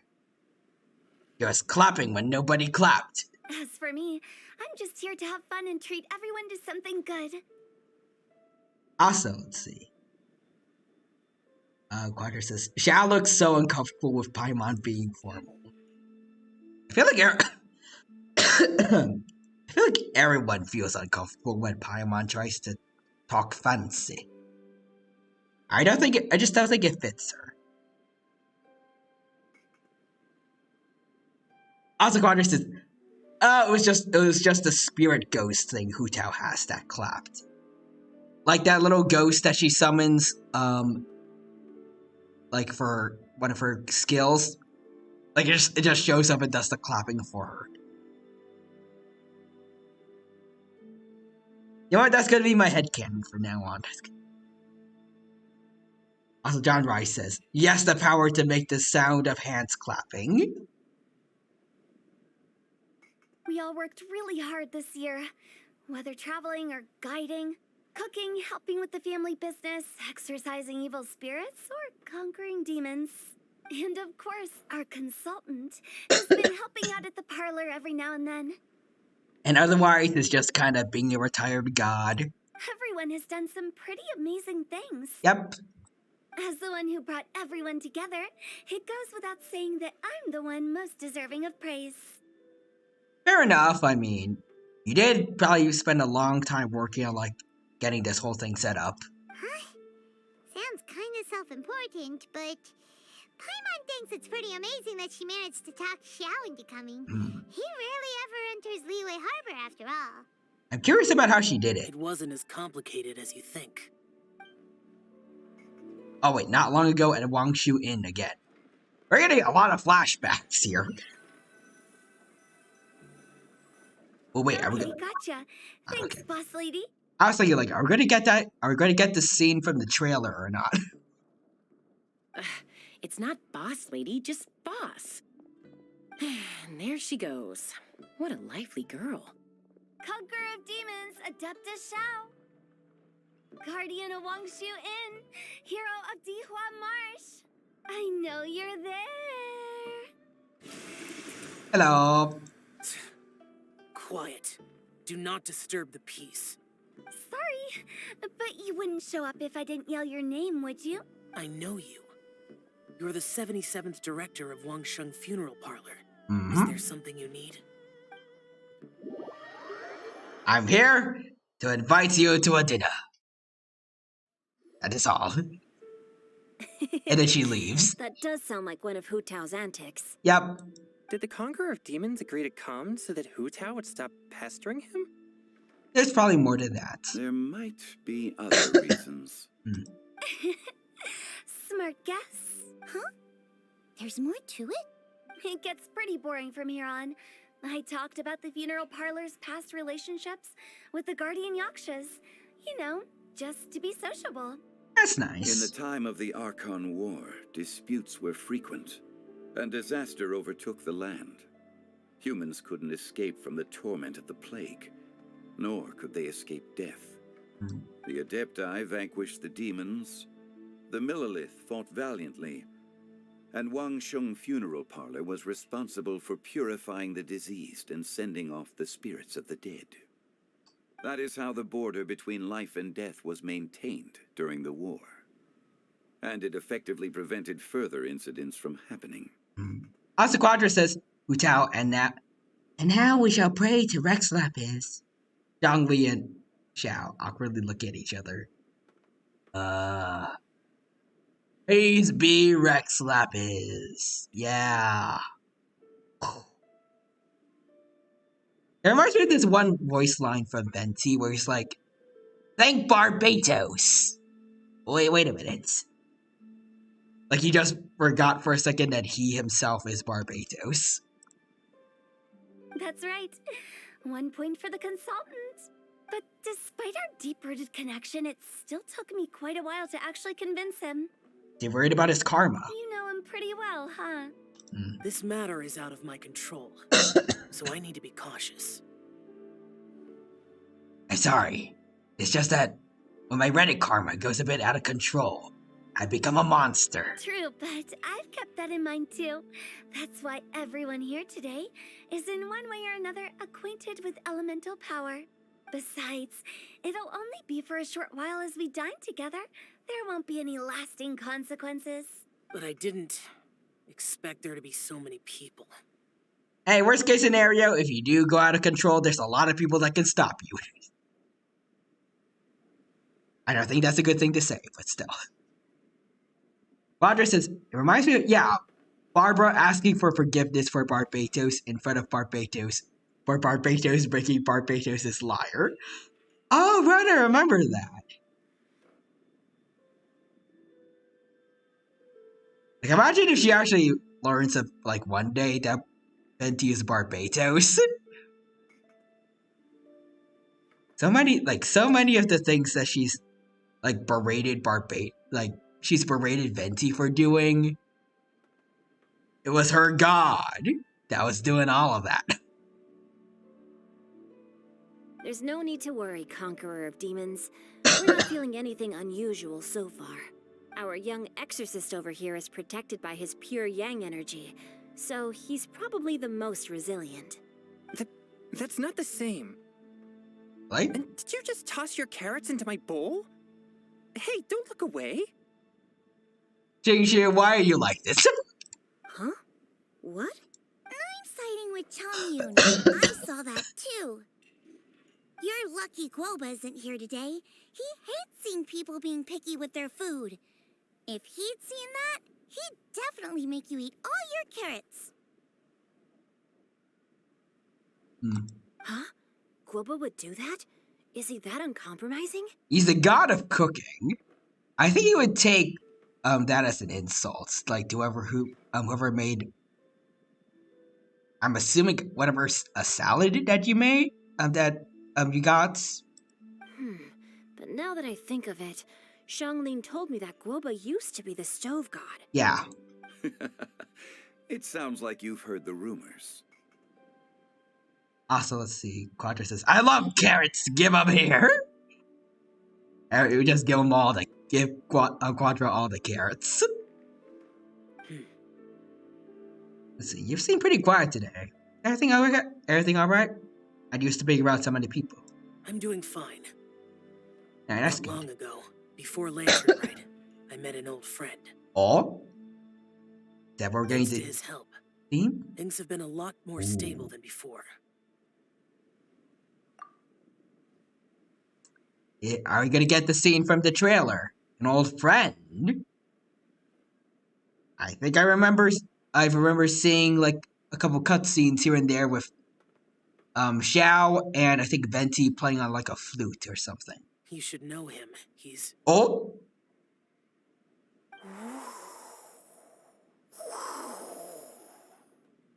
Is he here? Is the boy here? Seeds of story. The boy is here! By the wind. Okay.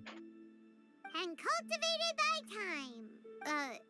Did Paimon just unconsciously complete that saying? I think so. That voice. Is he? I think Zhongli noticed. If I'm not mistaken, there's someone knocking at the door. I feel like there's someone already inside, based on how well we could hear him. Don't just sit there, Zhongli. Go welcome our guest in. No such need. I'm coming in. Alright. See? The door gets blown open by a gust of wind. There comes that boy! That's it. Hello, hello. No matter if we've met before or not, this moment marks a brand new encounter. Old friends and new. Happy Lantern Rite. Happy Lantern Light Venti. It has been way too long since we've seen you, buddy. Oh, it's the tone deaf bard. Yep. The animal Archon himself. Showing up in leeway. Oh, he seems to carry a valiant breeze wherever he goes. It looks like we're gonna be friends. Also, I can't tell if she's making that joke because he has the fake Animo vision on him, or if she might actually know that he's the Animo Archon. I don't know. Like, I don't know if she knows that like Zhongli is the Geo Archon, but I feel like she might be the kind of person to actually like learn about that, but like choose just to ignore it, or like keep it to herself, and like maybe occasionally tease him about it.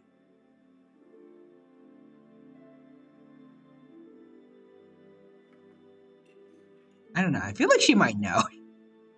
Fate has brought us together, so come on, take a seat and be my guest. Help yourself. Oh, I'll ask them for another set of cutlery.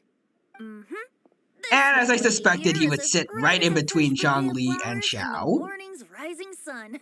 She no doubt is the one with the most authority here. I can't tell, like, he's just paying respect to the person who orchestrated all this, or if he's like throwing a tiny bit of shade towards Zhongli with this line here. Like he's saying that Hu Tao has the most authority in a room where the Geo Archon is. Which makes sense because, I mean, she is his boss, but at the same time, I feel like it might be like a slight jab at him. Whoa, these dishes look amazing. Is it really okay for me to join in? All right, I'm digging in. I'm not even gonna wait for an answer. If it's okay for me to join in, I'm gonna do it anyways. Huh, it's you. Oh? You know him? Oh, isn't this Genu? Yep. Genu? Oh, wait. Oh, he's gonna give his pen name away? Yep. Now that I've taken a closer look, you're a fan of Genu's works, aren't you? Ah, nice save. Also, let's see. Quadra says, oh, Starbucks coming.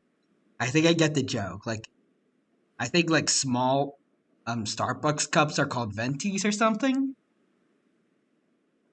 And yeah, that wind sure sounds like a venti making wind noises.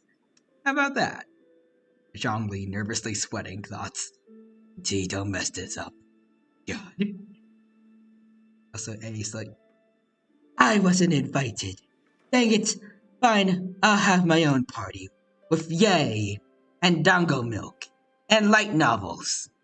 The Planet of Euthymia will be the greatest party area the world has ever known. And then Nahida's. Like, Nahida, she learns about this, like, that she wasn't invited. And then she starts to cry, and the Wanderer starts to go on a warpath. That's my headcanon for what's going on in Sumeru right now. I met Singcho at a light novel convention. Oh, how I wish we'd met sooner. Ah. I never expected that there'd be another person in this world who could interpret Genyu's new novel as thoroughly as I could. Wait, did Jingshu and Venti meet during that one literature festival event a while ago where it might have been the same event where Yoimiya met Klee, but I don't know. I'm pretty sure Venti was there in that event. I don't know, like, specifically if he and Jingshu interacted with each other directly. I know Jingshu himself was also part of the event. I don't know if they shared dialogue. I think they did. Yeah, Quadra says yes.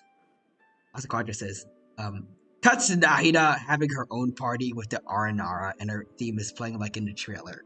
You know what? I think that's better than what I said. But I'm going to edit it a little bit and bring in Wanderer again. Like, Nahida and the Aranara are like trying to teach him like how to unwind, just relax. Just have some tea. That's what I'm guessing. That's what I'm imagining. Venti, you're being too humble. Considering your poetic talent, your fundamentals are way more impressive.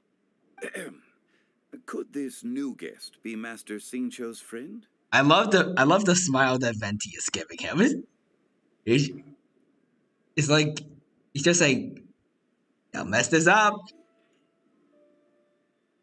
Or like he's just anticipating to see the kind of like, I don't know about an excuse, but like what kind of facade he's going to use to hide Venti's identity. He's my old pal too, and it looks like Xiao knows him as well. Yes, yes. Mm-hmm. Monsters become more active than usual as we get closer to Lantern Rite. I was patrolling Dihua Marsh a few days ago when I happened to run into this... Bard. A bard. You've already forgotten? The bard, remember? And bards go around singing wherever they like. Mm-hmm. Oh, right. And this bard was performing in Dihua Marsh. It was a moving melody, and it made me feel relaxed and at ease. I couldn't help but stay and listen. Understandable. Thank you for your patronage. That's how it was, I see. I understand now, too. I'm Zhongli, currently working at the Wangsheng Funeral Parlor. It's a pleasure to meet you, new friend. Mm-hmm. New friend. Mm-hmm. And I'm his boss. Oh, and if there's anything unsatisfactory, let me know anytime. That's very considerate of you. Oh? No wonder. Only a boss as savvy and reliable as you would be able to hire such an impressive consultant. Mm-hmm. Oh, you're too nice, Venti. Not to brag, but our consultant truly is impressive. His knowledge extends across the stars and the land, and there's nothing throughout history that he doesn't know. From the sophisticated way he speaks, it's hard not to suspect that he could very well be an adeptus in disguise. Yeah, imagine that. Imagine him being a god, like any kind of god in disguise. Especially if like Rex Lapis. That would be like, wow. Shao, you're an adeptus. Do you think it might be possible? No. Sorry. I'm only good at conquering demons. I'm afraid I don't have much knowledge in that matter. Alright. Really? But Paimon thinks you're super knowledgeable. Paimon, play along. Huh? Oh, right! Xiao's a warrior. He'd doesn't come to the city very often, so it's pretty normal for him to not know anything. Yeah, he doesn't come to the city, so he must be, Eh? Really? I've actually heard a few things about Mr. Zhongli before. Like The what? guests in the tavern talked about this refined and courteous man who, instead of having wine at Mondstadt's finest tavern, ordered a cup of hot tea with the most complex name. Now that you mention it, I seem to recall that there indeed is a musician like yourself in Mondstadt. I've heard that he's elegant and amiable, his works witty and vibrant. It's no overstatement to regard him as the best bard in Mondstadt. Now you're making me embarrassed. I would say that Mondstadt's poetry is a little run-of-the-mill sometimes.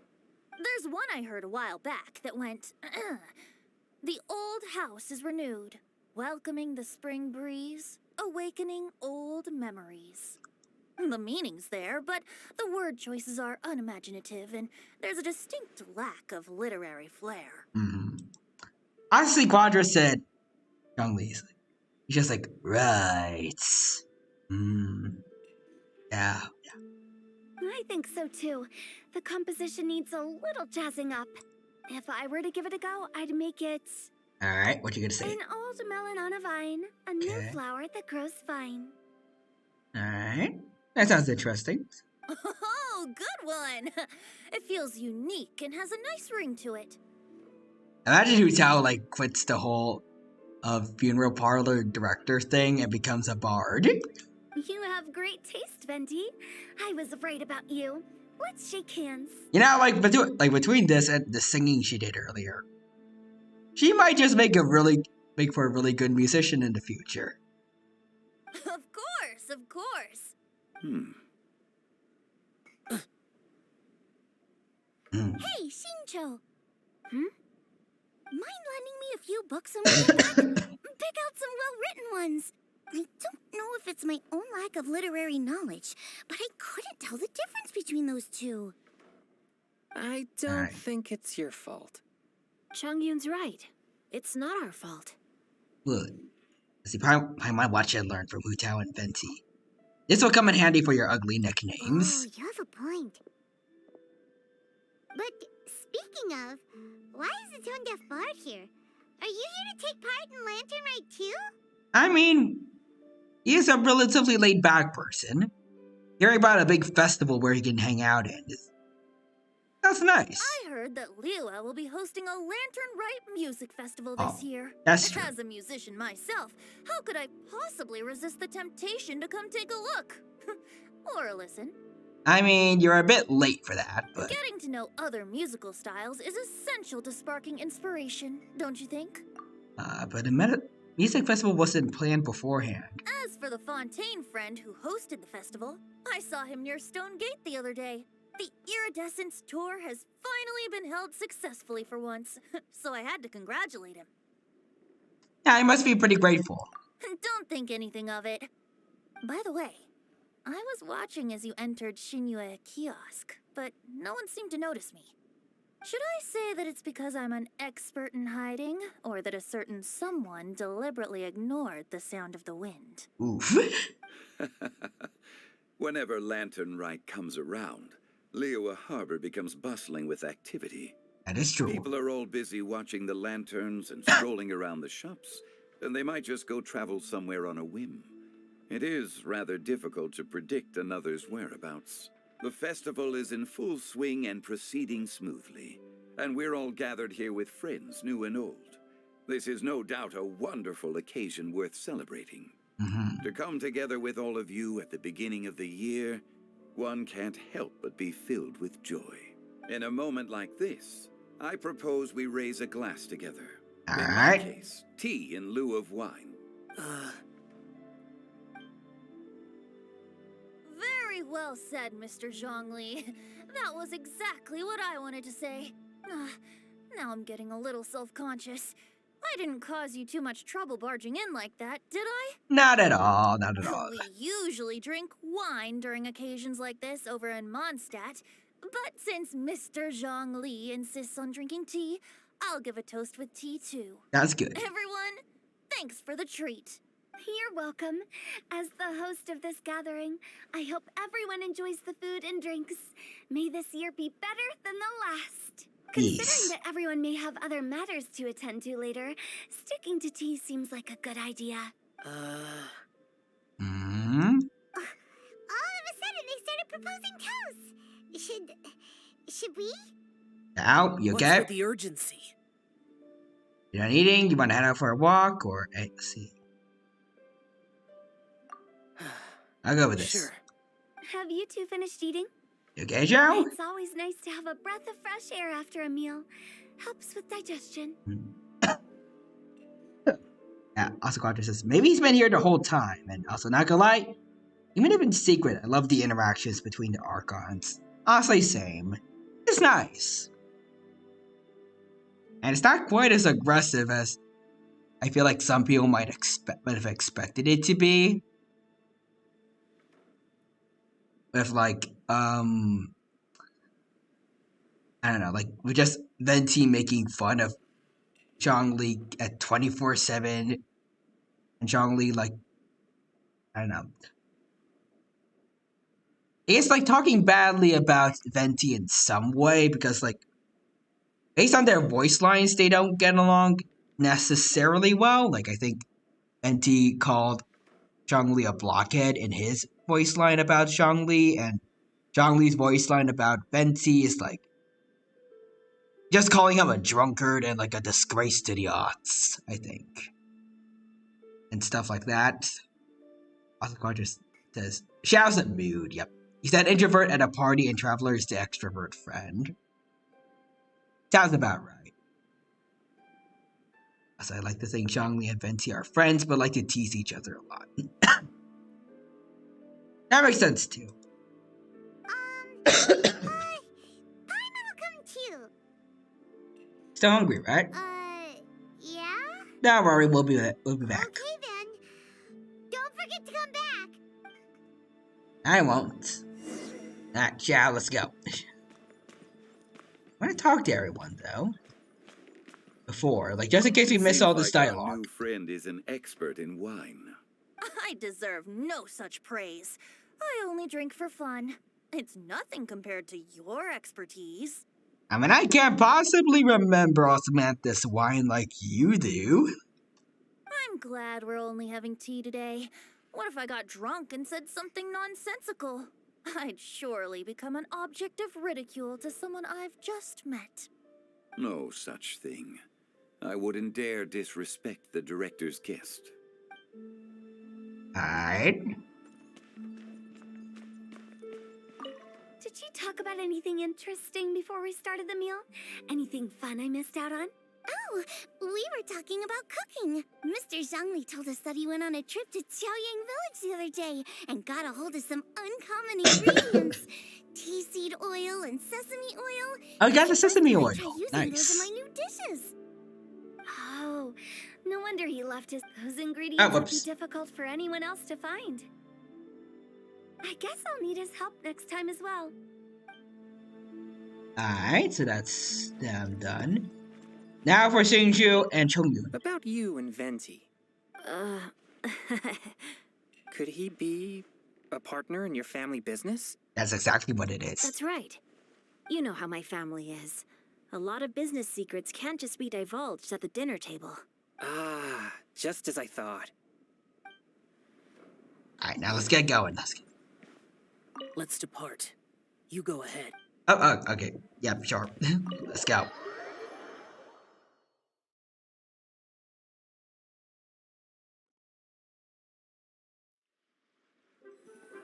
Alright. Chow, you good, buddy? Are you alright? Yes. I should be the one asking you that, though. You okay, buddy? It's hard to describe. Or you're just unfamiliar with gatherings like this? It's not that. What is There were it? those among the Adepti who loved gatherings and idle chit-chat. Like Wei Sometimes Zhong? they would call up a few others for a drink. Even I got dragged along to their gatherings many times. Alright. Adepti all have their specialties, making most of them proud and arrogant. Everything they say is straight from the heart. It never gets too complicated. But this time... I understand it's all... Wait. It's all Zhongli's fault? It's all Venti's fault. I don't want to say that.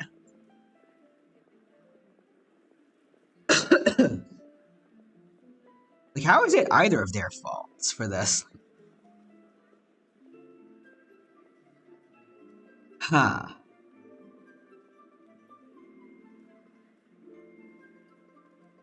I don't want to say, like, how he's gonna react if I could say Zhongli is responsible, like, both of his friends, but, like, Zhongli is, like, you know, it's basically his dad and, like, I guess, like, a more prominent figure for him. I want to see, like, how he responds to this. That's not what I meant. Okay, I always we would get different dialogue, but... Rex Lapis is really good at adapting to human life. You could say that he actually enjoys doing so. And that's something I might never be able to do. You don't have to be like them. You do you, buddy. That does sound like something you would say. Squadra says, Paimon, don't forget to come back. Remember that cutscene where Paimon cried when we disappeared in Simru? I swear I'll be back, little one. Squadra says, yeah, this part was weird. I feel like it is pretty darn weird, like experiencing it myself. It's a bit odd. No matter. I know my circumstances. Whenever I think of the ordinary conversations I've had with you, it feels strangely novel. Strange in a good way? The parlor director went out of her way with the invitation, so it was difficult to turn her down. I had made mental preparations before agreeing to come. She told me that all the guests today would be acquainted with elemental power, and I knew that you would be here. But I didn't expect the other guests to be... Yeah, no one would have guessed the other General Archons Capisis were always here. said that we should live in the present and enjoy every pleasant surprise. Perhaps that's what I should do with what I'm feeling now. But I think he meant designing clothes for those around him. The clothes were intricately designed, but inconvenient to wear. Brother Bosacius never tried to hide his distaste in front of him. Rex Lapis did like his designs and even collected quite a few. The outfit he wears now was also designed by General Capisis himself. Nice. I never saw him wear this during the war. I didn't expect him to start wearing it later. Oh, here you are. Hello. I'm not intruding, right? No, not at all. What is it? Hu Tao saw that everyone's done eating and asked the staff to bring out the desserts. Ooh. Paimon got so anxious that you weren't back yet that she scarfed down her dessert without the usual slurping and munching. But not so anxious that she can eat. Just like she'll be okay. To be honest, I was kind of worried too. Oh? You looked a little restless just now, and I thought you weren't used to the food here and was planning to head back to Wangshu Inn for something Yanchao made. You're worrying too much. Yeah, don't pull any Lamisiac wind cyclings on us. Why would I? Anyway, let's head back. Alright. Wait. Oh, what is he? There's another reason why I came looking for you. Here, take these. I brought them for you. Ooh, what are they? Almond tofu? Oh. Yup. Since the Masterful Chefs competition, you could say that Yanchao and I are not only competitors, but good friends as well. That's I nice. visit him at Wangshu Inn sometimes to discuss our cooking. I heard him say that the esteemed guest on the roof loves nothing more than a good plate of almond tofu, so I learned a That is thing or true. two about the dish from him. I'll be honest, before Hu Tao invited everyone, she secretly came looking for me, told me about the guests she planned to invite, and asked me for some suggestions on what she should order. So I made a few servings of almond tofu for you guys in advance. Take them as a Nice. token of gratitude for your support. When I told Guoba that I was making these for you, he started eagerly running around the kitchen and helping a lot too. Oh, that's nice. I wonder if Guava actually has met Venti before. Like, he was, like, mostly in leeway the whole time, but, like, he was a god. Do you know who Venti was? Thank you for the try. There was no need to. I'll take them. Thank you. And Guoba too. That is You're good. welcome. Oh, the almond tofu I made probably tastes and feels a little different from the type Yanxiao cooks. Please let me know if there's any improvements I should make. Okay. That's all. Alright. Alrighty, we should head back now. We can't keep Paimon waiting. Yep, that's true. He's gonna throw a fit.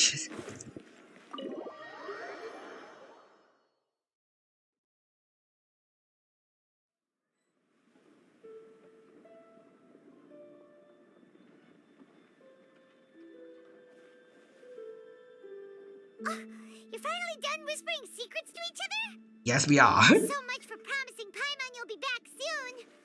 We were back soon. We weren't even there for like 5 minutes. Come on. Be patient, Paimon.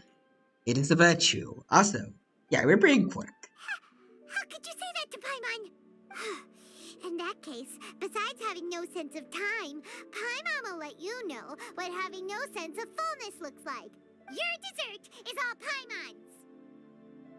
No, thank you. Sorry to keep everyone waiting. I am going to eat my fill.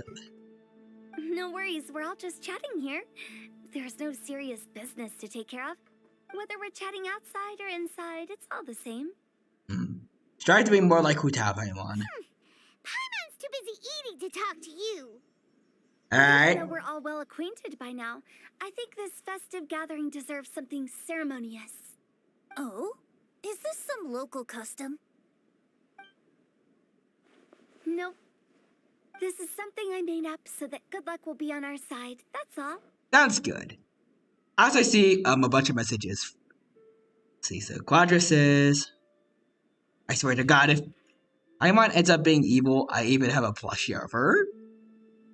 Turn it into a voodoo doll, and then that's how we beat Paimon. We use her merchandise against her. Spontaneity is the best choice to make here. Let's use this incense burner on the table. It's Alrighty. been lit for so long now that the incense is running out. I'll leave refilling and lighting the incense to the most distinguished guest among us all. Alright. Lighting the incense will signify continuous growth and prosperity in all our endeavors in the new year. I see. Perfect symbolism, as expected of Hu Tao. And speaking of the most distinguished guest here today, I'm sure we all agree that it's Mr. Zhongli. Yep. Also, I like this pointing pose. It reminds me of like Phoenix, something from Phoenix Wright. Objection! I'm not very familiar with the details of his past deeds, but chatting with him has been a real eye-opener, even for a bard who has traveled all across the world. If knowledge were a form of power, one could even say that you're a wielder of unlimited strength. One might even call you a god. But when it comes to having a way with words, the notable bard is certainly one cut above the rest. I just happen to have a good memory. It is such an unexceptional skill, yet you made it sound like an unparalleled talent. I am truly impressed. Since we all get to nominate someone... Alright. I think it's only fair that we let the parlor director light the incense. Huh? I guess she is the boss. You? Don't flatter me just because I'm your boss. We are looking for the most distinguished guest here. As the host, I shouldn't be involved in this discussion at all. Now that we've enjoyed this table full of delicacies, how about we let our one and only chef here do the honors? Is this really the way this works? I didn't cook any of these dishes. It's not a big deal. Just look at her. Xiangling, the disciple of an adeptus, the stove god's best companion, the winner of the Masterful Chef's competition. The Good only heir of points. the famous One Mean restaurant. A good old friend of mine. There's no better choice. Another objection pose. Why does Paimon feel like we're back at square one again? Alright. There's finally people clapping for once. It's not just ventriloquism anymore. If we're looking for a distinguished guest, surely the second son of the Fayun Commerce Guild counts. It's one of the largest commerce guilds in Liyue Harbor. Yeah. Huh? Don't get me involved in this. Is this gonna be that like everyone is going to like like the Not a bad incense? choice. With the Commerce Guild's young master lighting the incense, we're all sure to make a huge sum of mura in the new year. That's not how it works. Or is it? Making a fortune is indeed a fine wish, but it's of lesser importance than good health and happiness. Which means we should choose Chongyun, the skilled exorcist who keeps everyone's home safe from evils. Huh? Now you're nominating me? Yeah, no one's just nominating each other. I can't be the one when we have the Conqueror of Demons right here. Adeptus Shao has the most seniority among everyone here today. We should... I refuse. What? I am most certainly not the most distinguished guest here. You can say this, Young Lee. You should all be able to make the right judgment based on your observations. Wait, don't. One person here is well acquainted with everyone else. Me?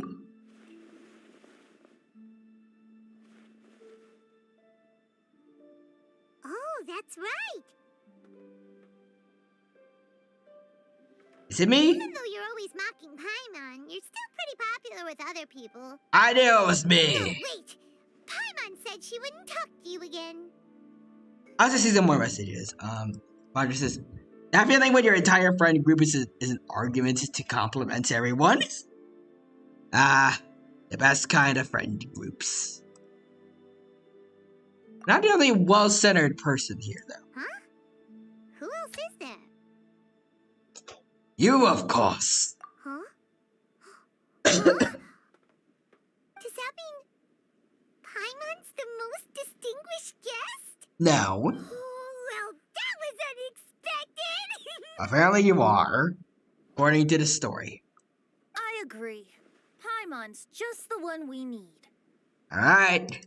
Without a friend constantly by your side, a long journey would become dreadfully lonesome. But once you have someone there to brighten up the atmosphere, everything along the way will become lively and vibrant too. Ah. The traveler has traversed many nations and left behind a great deal of fascinating stories. But without Paimon, they would have become quite monotonous. Would they have, though? Like, what if they didn't just remove Paimon and gave the main characters voices instead? Paimon plays an indispensable role in making your journey a happy and smooth one. Ah, sure. Paimon's not used to being praised like that. Those were genuine compliments, right? Of course, you're the best traveling guide, traveling companion ever. You made Paimon wait for a long time, but Paimon's not mad anymore. Awesome. Don't take everything to heart, Paimon. Friends tease each other all the time. That is indeed true. That means Paimon is as important to the traveler as Guoba is to me. Looks like we've come to an agreement. Any objections before we proceed? Nope. I trust the traveler's judgment. Then Paimon it is. Alrighty. I'm gonna get to lighting that the world's most incense. excellent traveler's greatest companion, guide, and friend. Paimon will be refilling and lighting the incense for us. Here you go. Take the match and don't burn yourself. But if things go really wrong, here's the 2-for-1 coupon. Yep, in case you die, you got a coupon for a second person that may end up dying soon after me. Alright. It's custom of black screen and white text. You see, we don't even get to see the aftermath.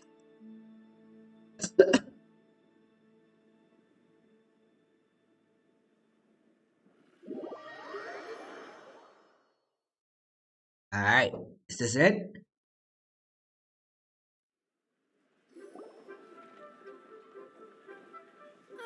It's getting late. I won't take up any more of your time. You're all free to go as you please. Alright, thank you for the treat, Director Who. Yep, The tea was amazing, too. You don't have to go all polite on me. Just remember to come when I invite you next time. Will do. Let's see. How say Wu Tao? It's dark out, so I'm going to accompany Xiangling, Xingqiu, and Changyun back home.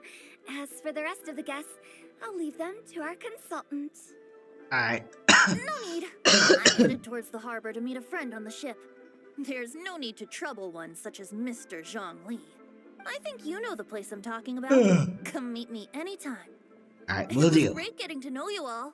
Let's meet again when the spring breeze begins to blow. Bye.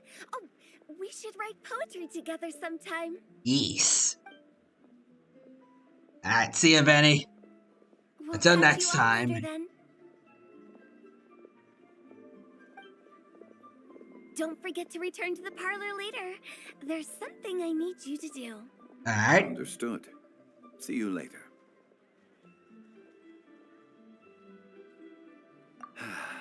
Well then. Rex Lapis. Just Zhongli will do. I live as a mortal in Liu Harbor now. I am just one among many who begin work at sunrise and retire to rest at sundown. If we were to consider status and seniority as Zhongli, I should be respectfully referring to you as Adeptus Shao. Heaven forbid. Alright, let's stop teasing him for now. I meant what I said. I heard that during the Lantern Rite Music Festival, you conferred with Streetward Rambler and Cloud Retainer. I take it as you've gained a lot more knowledge about the past? Yes. The same truth will sound different coming from different people.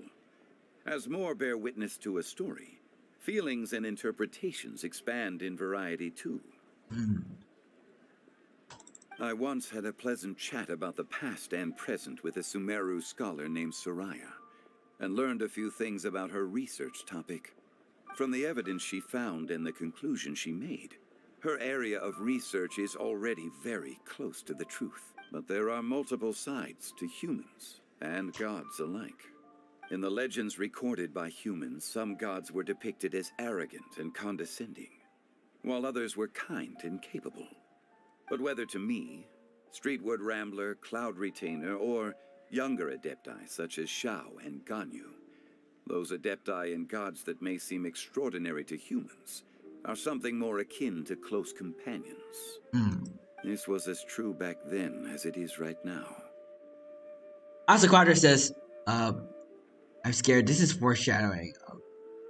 And also, I love Paimon, but I agree, yeah. Let the travelers speak for once. Just how Shao may seem unapproachable to most, but the traveler has proved otherwise. I feel like Genshin would be a lot better if instead of Paimon, we had the traveler and he could talk. So there's no need to dwell too much on certain things. Zhongli, what you're saying is... It looks like you understood what I meant. The director asked me to accompany you on your return, but I don't think you'll need my protection. I'll be taking a walk around and admiring the night scenery. After that, it'll be time for me to go back and meet up with the director. Goodbye. Oh, whoops. Bye, Zhongli. See you, Zhongli. It's gone now. Yep. It always feels a little empty inside when a lively celebration ends. But at least you always stay by Paimon's side. Yeah, sure, probably, maybe. Paimon got it mixed up. Paimon, the best and most distinguished travel guide, will always stay by your side, traveler.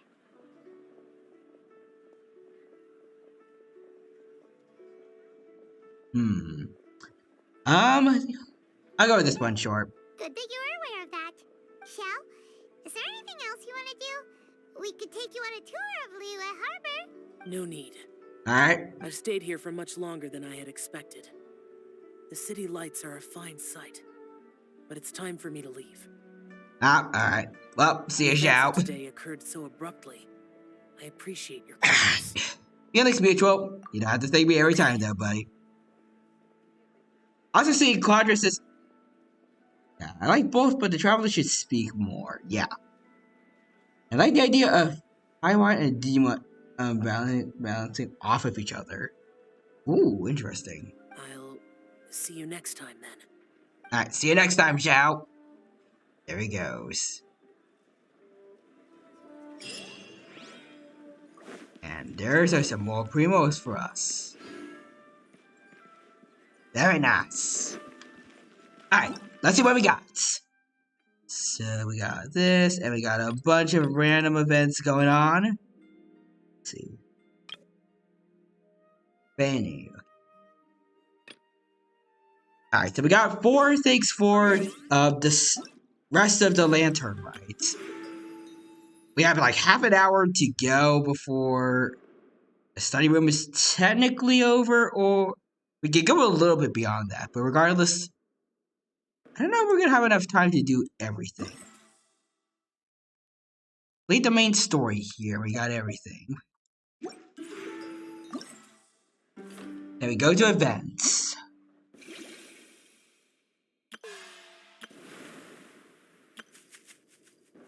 Hmm.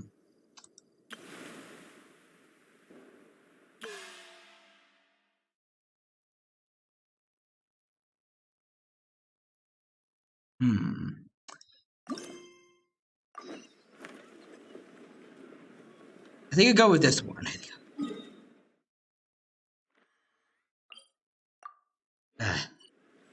I'm sorry if I feel like a bit slow right now. I don't know why, but like I feel like lightheaded. Like I just want to just suddenly go to sleep. So let's go here to the wharf. Oh wait, what?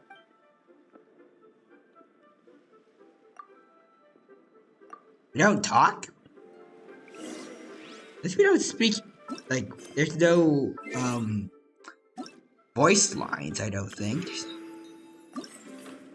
Hold on, let me check.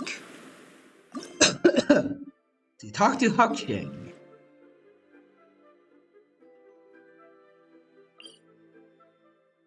Alright. Also, let me see. Like the Quadrus is just to let you all know, the rest of the Lantern Rite doesn't really have any story, so you can just do it off screen. It's just primos. Oh, okay then. I'm gonna check just to be sure. Oh, wait, Cosmo and Venti are here together. Such a cool ship! Whoa, I was not expecting this. Facing the sea breeze and gazing out at the soaring seagulls makes me want to sing out loud. Kazuha, how about I stay here and be the ship's resident bard? What are my prospects? With your level of artistic finesse, I'm sure nothing will go wrong. Awesome. But I'm afraid the sailors aboard are not the most versed in the arts. They probably wouldn't understand the deeper meaning your poetry holds. You can't say that for sure. Poetry is spur-of-the-moment creations. Anyone viewing the same sights and experiencing the same atmosphere would surely understand. There's a port in Mondstadt too, but I rarely get the chance to board any of the ships. Speaking of ships, everything's perfect about this one, except... I feel like someone, like a lot of Genshin players would take this line and attach it to something. Kazuha, could you tell your captain that my height says nothing of my age? I'm way past drinking age. How often does one get to enjoy a seafood feast on a ship? It'll be a real shame if there isn't anything stronger to enhance the food. Pretty please. I mean, you're basically the same size, kind of. You're like slightly shorter. There's not much I can do about that. It's not because Captain Beto's not on the ship right now, but because there's no room for negotiation on this matter. Even I have to sit in the no-drinking zone every time. Dang. But I don't get drunk after just a few sips. Trust me, I can hold my liquor really well. Yeah, we all know that. I'm sure D-Luke knows that particularly well.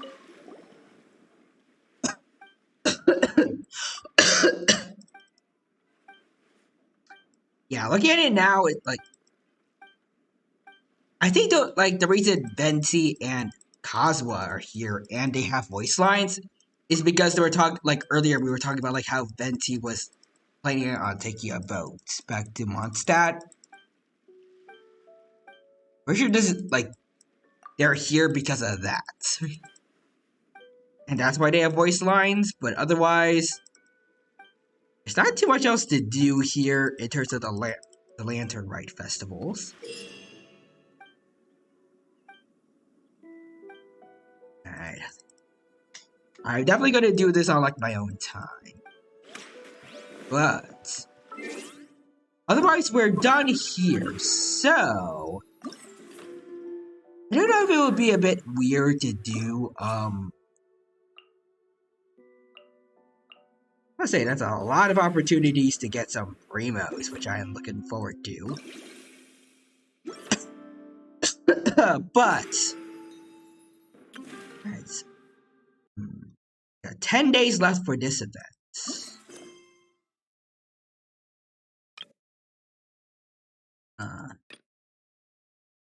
Can't do this event yet. Okay, so in that case, I'll have to do this later. But if we're okay with that, like it's going might be a bit odd to slip in right at at this point in time, but like since we're nearing the end, but actually we could get a full hour extra streaming in if we try. So if there's no objections, we can go straight to Al-Haytham's story quest right now. Alright, let's do it. Let's begin Al-Haytham's story. You know, Paimon's heard that Al-Haytham's been made acting Grand Sage, but with that personality of his, oh boy. You think things will be okay? That's fine. Oh, sorry, Paimon.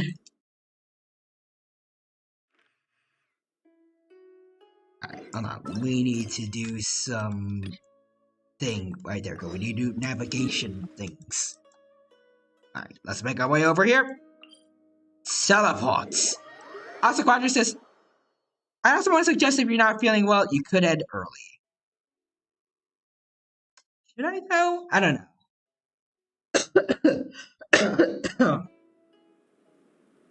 Like there's the coughing, but like it's not as bad as before.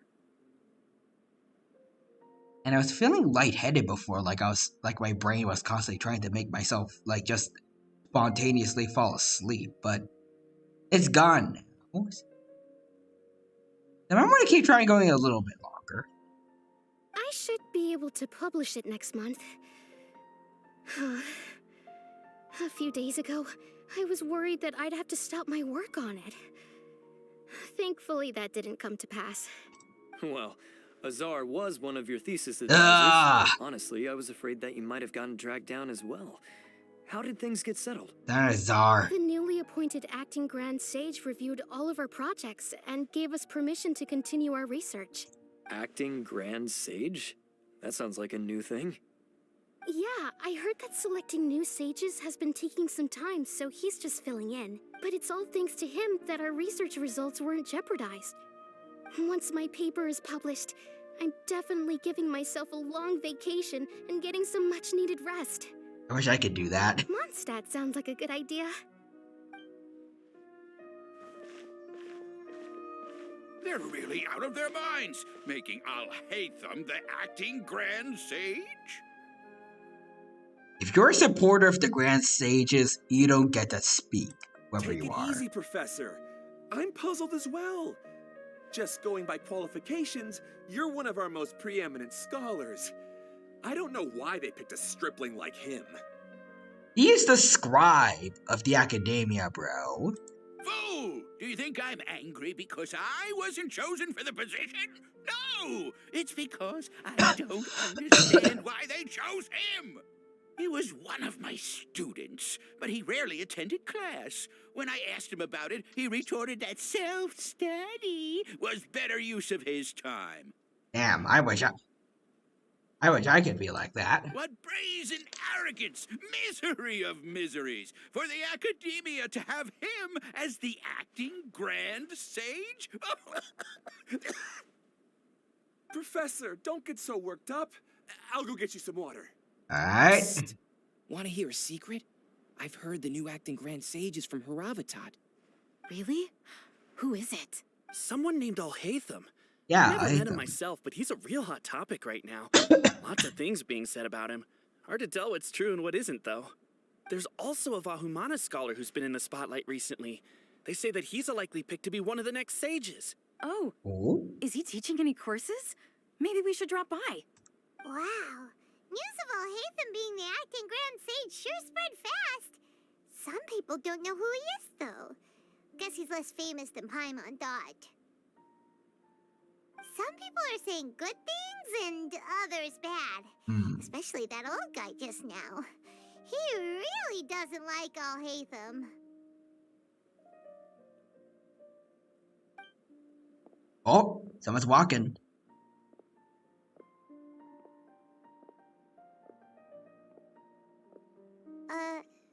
Hey, are you okay? You don't look too good. The Matra. Zino, is that you? Matra? I'm Ilias. I have to talk to a Matra about something important. What? You're in? You shouldn't push yourself. Why don't you tell us what happened and we'll pass on your message to a Matra? No, I have to tell them myself. They are the only ones I could trust. Trust for what? Sorry, can you lend me your arm? This is an important matter. Failure is not an option.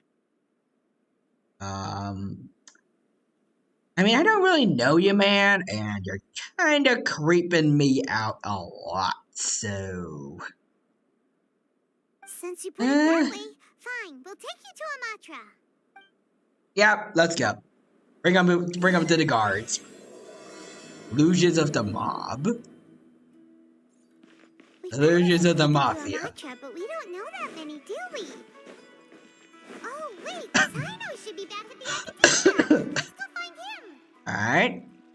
Well, there's that guy, but I don't know if we're gonna see how, Sino. Hey there. Excuse us, but is Sino at the Academia? You two look familiar. Are you friends of Mahamatra Sino? Yes. I'm afraid he's out on a mission right now. Dang. But if you'd like, I can pass whatever message you might have on to him. I'm sure. This guy by the gates, and he seems really eager to speak with the Matra. It sounds like something urgent. Oh? If you don't mind, why don't you tell me about it first? Siraj. Yeah? That name sounds familiar. Isn't he a Vahumana researcher? Vahumana researcher? Yes, one of their most renowned, in fact. Ooh. I hear he's as daring as he is intelligent.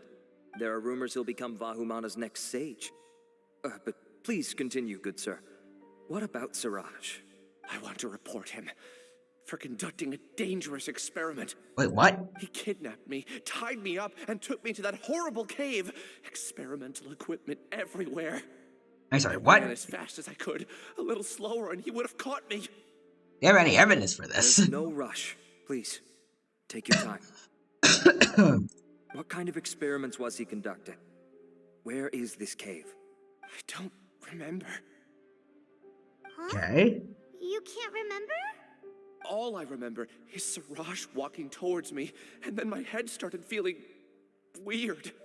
It's like a nightmare that I can't recall. I just know that that place is dangerous, and that they must be stopped. Alright. I heard they conduct business in the tavern. We have to hurry. Even if what you say is... All right.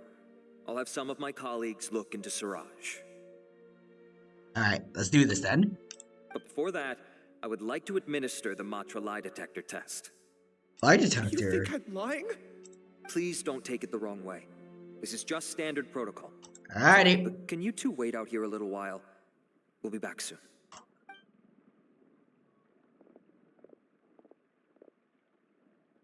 I wait somewhat longer than expected. Oh! Is that Al-Haytham? Al-Haytham? That was them. Let me bring you up to speed. First things first, Ilyas passed the lie detector test. And this is probably the fastest that we've seen like the main character of story quest be shown off, I think. Usually there's a lot of like build up with some NPCs before we get the actual character of the story showing up. This indicates that what he said is highly credible. As such, we've decided to launch an investigation based on the leads he provided. Per protocol, this matter was reported to Acting Grand Sage Al-Haytham. That was pretty Hearing darn about it, he fast. left a message for Mahamatra Sino and then asked to join the investigation. Huh. It's kind of weird for you to be working with the Matra. Is there a special reason?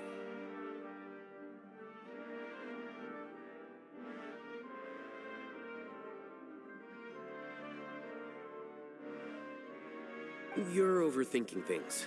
My interest was piqued is all. Alright. Really? I'm surprised you have this much free time. In that case, let's join in as well, shall we, Trevor? Sure. It's Let's go, already Paimon. against protocol for Acting Grand Sage Al-Haytham to participate in this investigation. As for you two, oh, never mind. After all, you were the ones who brought Ilyas here. I'll allow you to accompany us, but you have to promise to keep everything confidential. Alright. Our lips are sealed. All right, in that case, I'll fill you in on what we know so far. Got Ilyas it. claimed that Siraj will be conducting some business with a Kasharawa researcher at the tavern. This is one of his few clear memories. It seems he stumbled upon this information while escaping. Incidentally, Siraj isn't at the academia right now. He applied for long-term off-site research 1 month ago. It's close to the time that Ilyas had given, so we've decided to head to the tavern and investigate any suspicious persons. That's right. Arav, prepare to head out. You two, do as you will. Alright. Come on! We already said that we're coming! Let's do this then. I shall go to the tavern. It's right over there.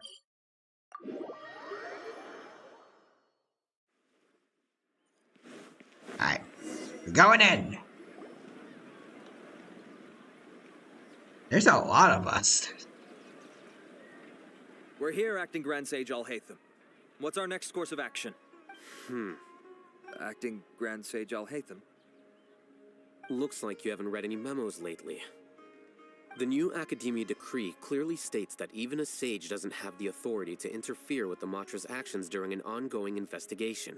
If your superior were here, he wouldn't be asking me what to do. Instead, he'd be telling me to stay out of the way. Yeah, that sounds like sign out. You're right. Understood. Then please wait here as we lock down the perimeter and search for suspicious persons. Ilyas, please stay here.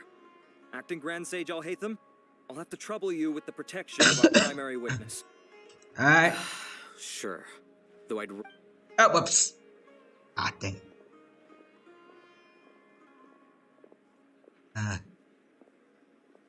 Really, the lightheadedness is coming back. You're the same as ever, casually ignoring people just like you did back at Aru Village. Answering a simplistic question only enables the questioner. Besides, I need him to understand my position clearly.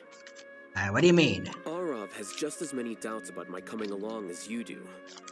But unlike you two, he's making this matter more complicated than it is, with his considerations like the acting Grand Sage is trying to seize the Matra's powers.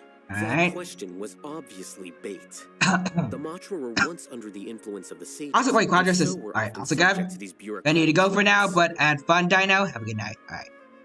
Thank you first. I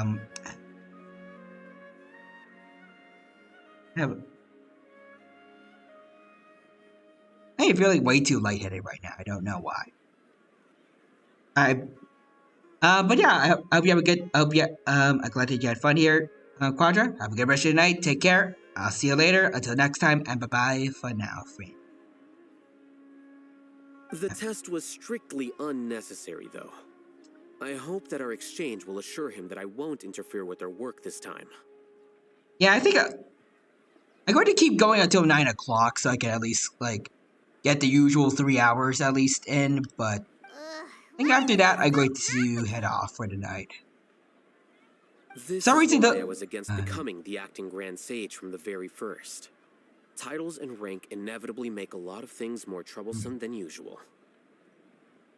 I don't know why, but and he keeps feeling lightheaded. Excuse me, Like I said Acting before, Grand Sage Alhaitham. it feels like my brain is every now and then is like trying to force me to sleep. I have to fight it. I don't know why. Like I feel like I've been getting decent enough amounts of sleep. I mean, at least it's like better, like the best amount of sleep I've gotten like in college than I did like say last year. I don't know what's going on, but I've had I'll a work with it. question on my mind, and I need to know the answer no matter what. Have we met before? No idea. I have no recollection of ever meeting you. Haha, I thought so too. I probably wouldn't have had anything to do with someone of your caliber. Then why did you ask? Well, for some reason I felt a sense of familiarity when I met you for the first time. Really? A misperception, perhaps. Or... Acting Grand Sage Alhaitham, we've apprehended a suspect. Oh, nice. Siraj? No, it's the Kasharawar researcher who has dealings with him. His name is Narendra. Narendra. Oh, there's the guy. We gotcha. Acting Sage Alhaitham? Yep.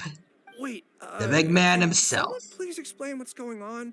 I admit that I did steal some mechanical components from the lab and sell them, but does something like that really warrant the personal interest of the Acting Grand Sage?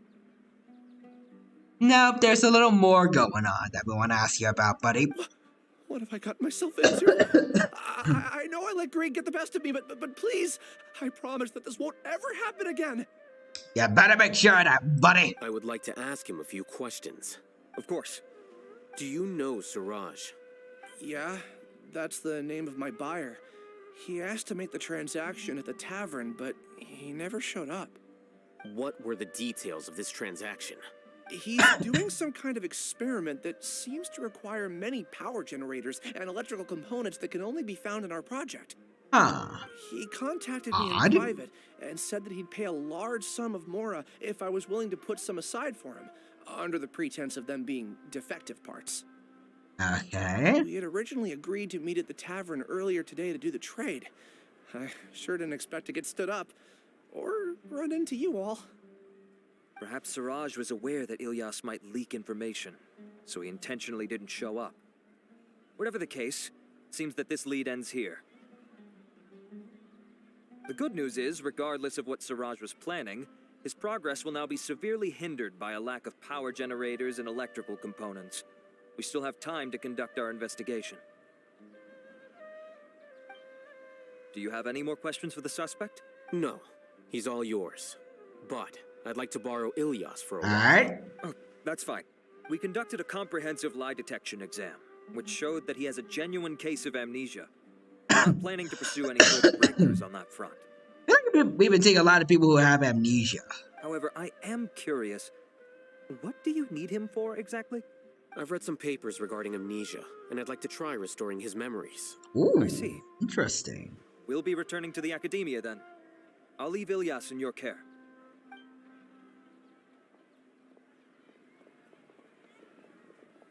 Follow me. I got it. Let's find a quiet place to talk to Ilyas, I think his name is. Siraj didn't show up at the tavern, and Narendra didn't give us any leads. Ugh, that means we're stuck. Alhaitham, are you serious about seeing things through? Paimon's pretty surprised that you're this interested in the case. I thought you would have guessed the reason by now. Huh? Nope, not at all. Paimon has no clue. Hey, do you know? You know Siraj? Yes. We were classmates. Oh. So that's why you asked to come along when Arav briefed you on the situation. So you're not here because you're interested in the case itself, but because you know the suspect? You couldn't be further from the truth, but I wasn't expecting much from you to begin with. Oof. For the time being, all you need to know is that we were once classmates. I became the scribe afterwards while he continued his academic endeavors. Alright. He submitted a thesis 1 year ago, and the Grand Sage at the time asked for my opinion. I did not approve of it because it committed one of the 6 cardinal sins by touching upon human evolution. From violating matters regarding human evolution to attempting the forbidden and fearing none, the 6 cardinal sins are the origin of all evil in this world. They are also what the sages use as a reference when formulating or amending the rules of the academia. My opinion was that Siraj's research was both overly naive and in violation of various core principles. The Grand Sage took some of my suggestions on board and ultimately decided to reject the application. The one good thing the Grand Sage probably ever did. So that's why he's buying energy sources and electrical components. He's most likely trying to circumvent the rules and conduct his experiment in secret. That sounds super suspicious. Oh, we gotta stop him. Ilias, can you try to remember things again?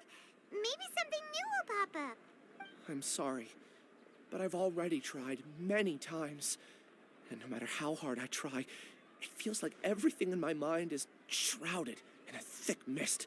It is possible for a person to subconsciously forget some of their memories as a defense mechanism against extreme stress. Really?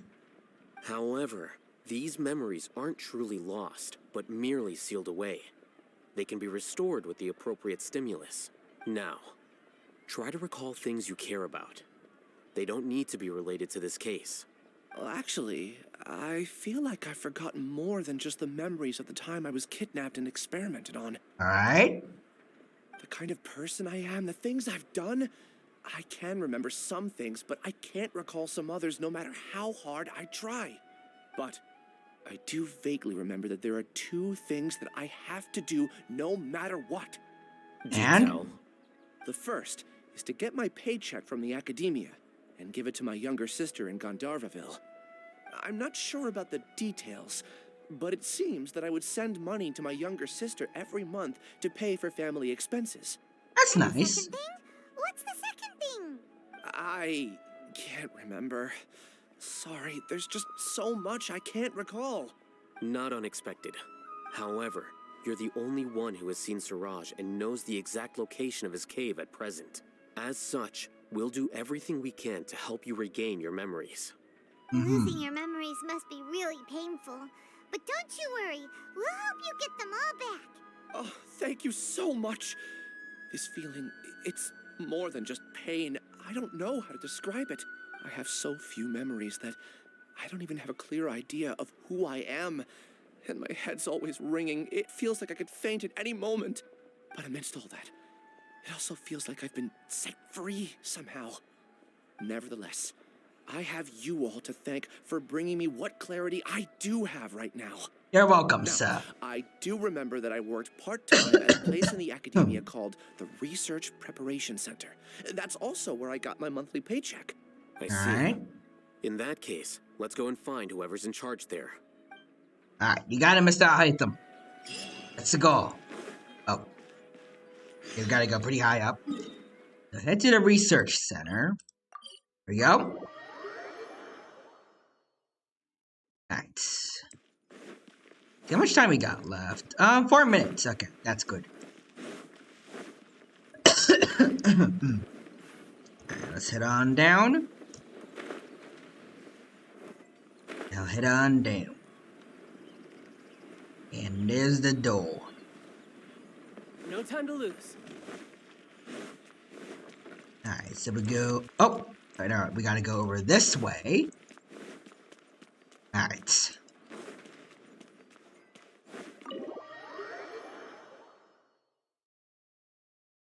Alright, let's see what we got.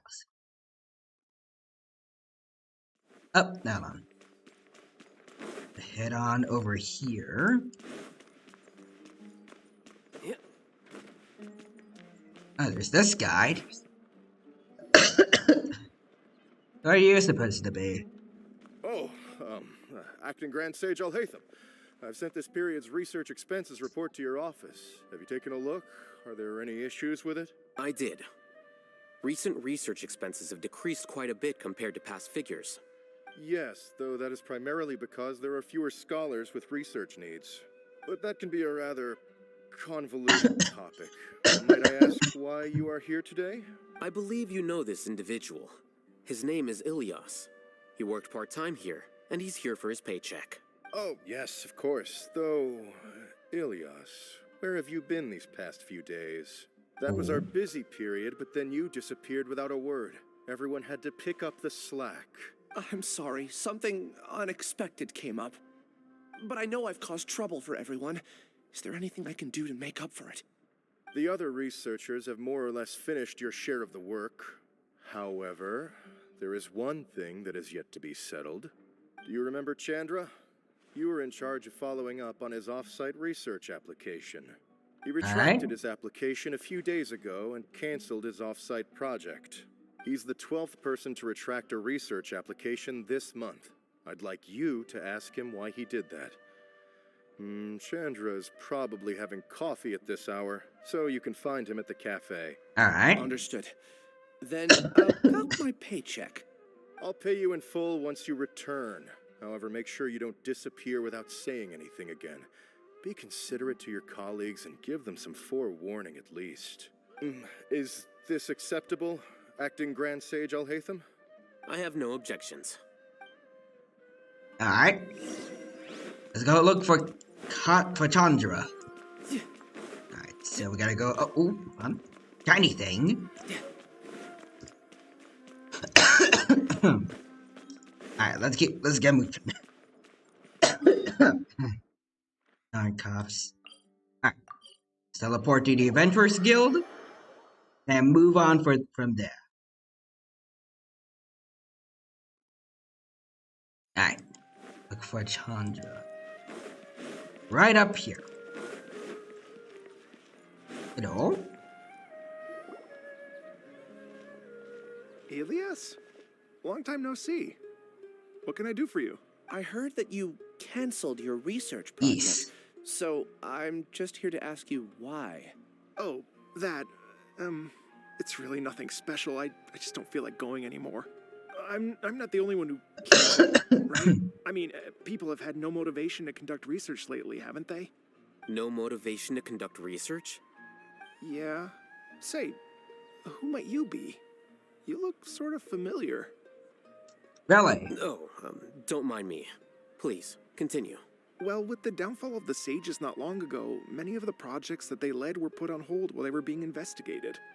With the situation being so volatile, people are picking up random things to do to kill time. No one wants to risk starting any new research until it's clear how things will pan out in the future.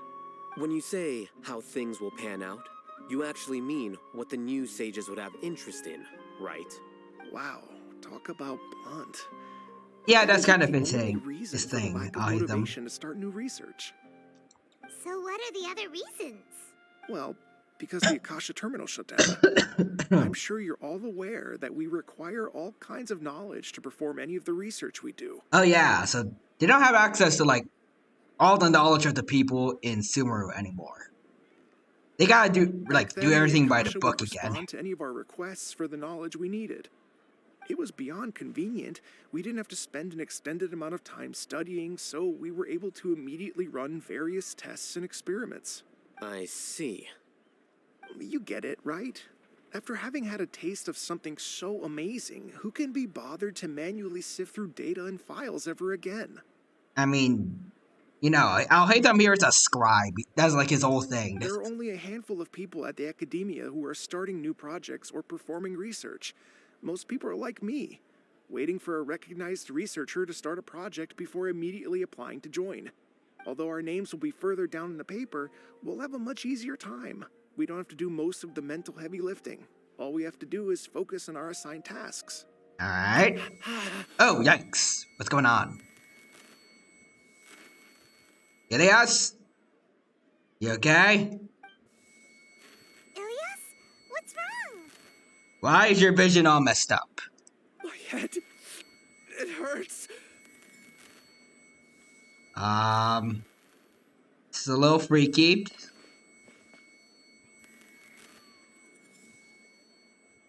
So this is gonna become a horror flick. I remember now. I remember what Siraj said to me as he approached. Wait, what? You will become Siraj number 36. Fuse yourself with a consciousness under my control. Think only in accordance with a set module, like a worker bee in a beehive. The heck? Paimon doesn't get it. What does that even mean? Is he under mind It's control? what Siraj was researching and the topic of the thesis he had submitted. Collective consciousness and the path of evolution. Collective consciousness? Siraj believed that by achieving 3 objectives, he could create a collective consciousness in human society and drive humans toward their ultimate evolution.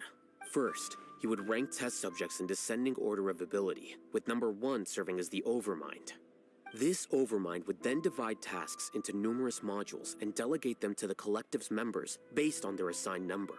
Lastly, members would share their memories and emotions to facilitate the rapid exchange of information within the collective. Paimon still doesn't get it. What's the point of all that? Think of it as linking many minds together and tailoring a given mind's assigned work based on its compatibility. Eventually, everyone's minds will be consolidated into a new form of existence that is both an individual and an organization. Siraj believes this collective consciousness is superior to individual humans. So basically, Siraj just wants to make a huge human hive mind. That is terrifying. Whoa. Squishing a whole bunch of people together? Paimon thinks that sounds horrible. Yeah, that sounds like something like a cyberpunk dystopian kind of future. It's just as Al-Haytham said. Siraj gave all the test subjects different numbers. Bigger numbers meant you had a lower rank, so your assigned tasks were less complex, such as being responsible for everyone's basic needs. Smaller numbers were ranked higher, so you'd be given more complex assignments like planning for the future. Siraj referred to me as number 36, and I think that was a low-ranking number. I also recall that Siraj said his plan was proceeding very quickly, and that the hive would soon be complete. Oh no, then we gotta hurry! We have to stop him before it's complete! I tried my best, but that's all I can remember. I still can't recall where the cave is. I'm really sorry. I mean, if we can keep refreshing your memory like this, and like get more of your memories unlocked, Something doesn't seem right. that could go a long way. Details Oh, don't add up. What's off? You were only designated as number 36? What a shame. From what I can see, your talents merit a smaller number. I'm not sure what Siraj's numbering system is based on. Anyway, we're done here. Let's go. Please, all wait. right. I heard you all talking about Siraj just now. Are you looking for him? Yes. Huh? Do you know something? Well, Siraj is pretty popular as of late. I heard he's gained recognition from a lot of well-known what? researchers. Supposedly, he's a strong contender for being one of the next Oh yeah, I sages. remember. People at the very beginning of the quest were talking about that. There are many who would give up everything to be a part of his research team. I'm nothing special, though, so I doubt I'd get the opportunity. That said, I do know a researcher who received an invitation from Siraj but declined it. Her name is Janaki. Ooh. If you're interested, you can try to find her. She's usually reading at the pavilion in the garden. So she declined his offer. Okay, interesting. But I think I'm going to end things here for now, because Dino's head is still feeling a bit off today, and we have technically hit the 3-hour mark, which is normally supposed to be how long I have the study room for, so you know, maybe this time around we can actually follow the rules and leave when it's when I'm 3 hours in. But thank you to everyone who stopped by today. I hope you all had a good time here and that I was able to entertain you all, in spite of the dino still being sick after all this time. And I hope to see you all next time where we continue our journey through Al-Haytham's story quest. So first I need to go find someone to raid before we head off. Our coughs again. Let's see, who do we got? I wonder what the rest of the Harbingers are up to. Plotting and scheming on an ever grander scale, no doubt.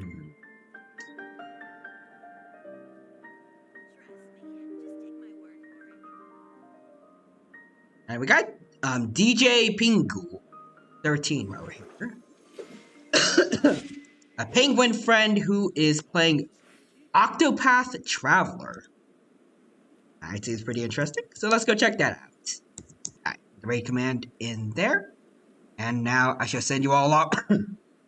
Just send you all off from watching This a place is dino pretty dead. play Genshin By which Impact I mean, there's to nothing watching to a kill. penguin play Octopath Traveler.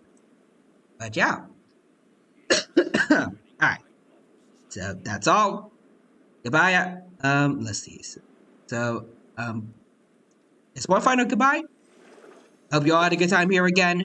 Thank you for stopping by, and hope to see you in some of my other streams next week, where hopefully we'll get to make up for the Digimon Cyber Sleuth stream that was supposed to be today, and whatever streams I decide to do tomorrow. Well, next week, not tomorrow. But yeah. Until then, have a good rest of your day. Take care, and bye-bye for now.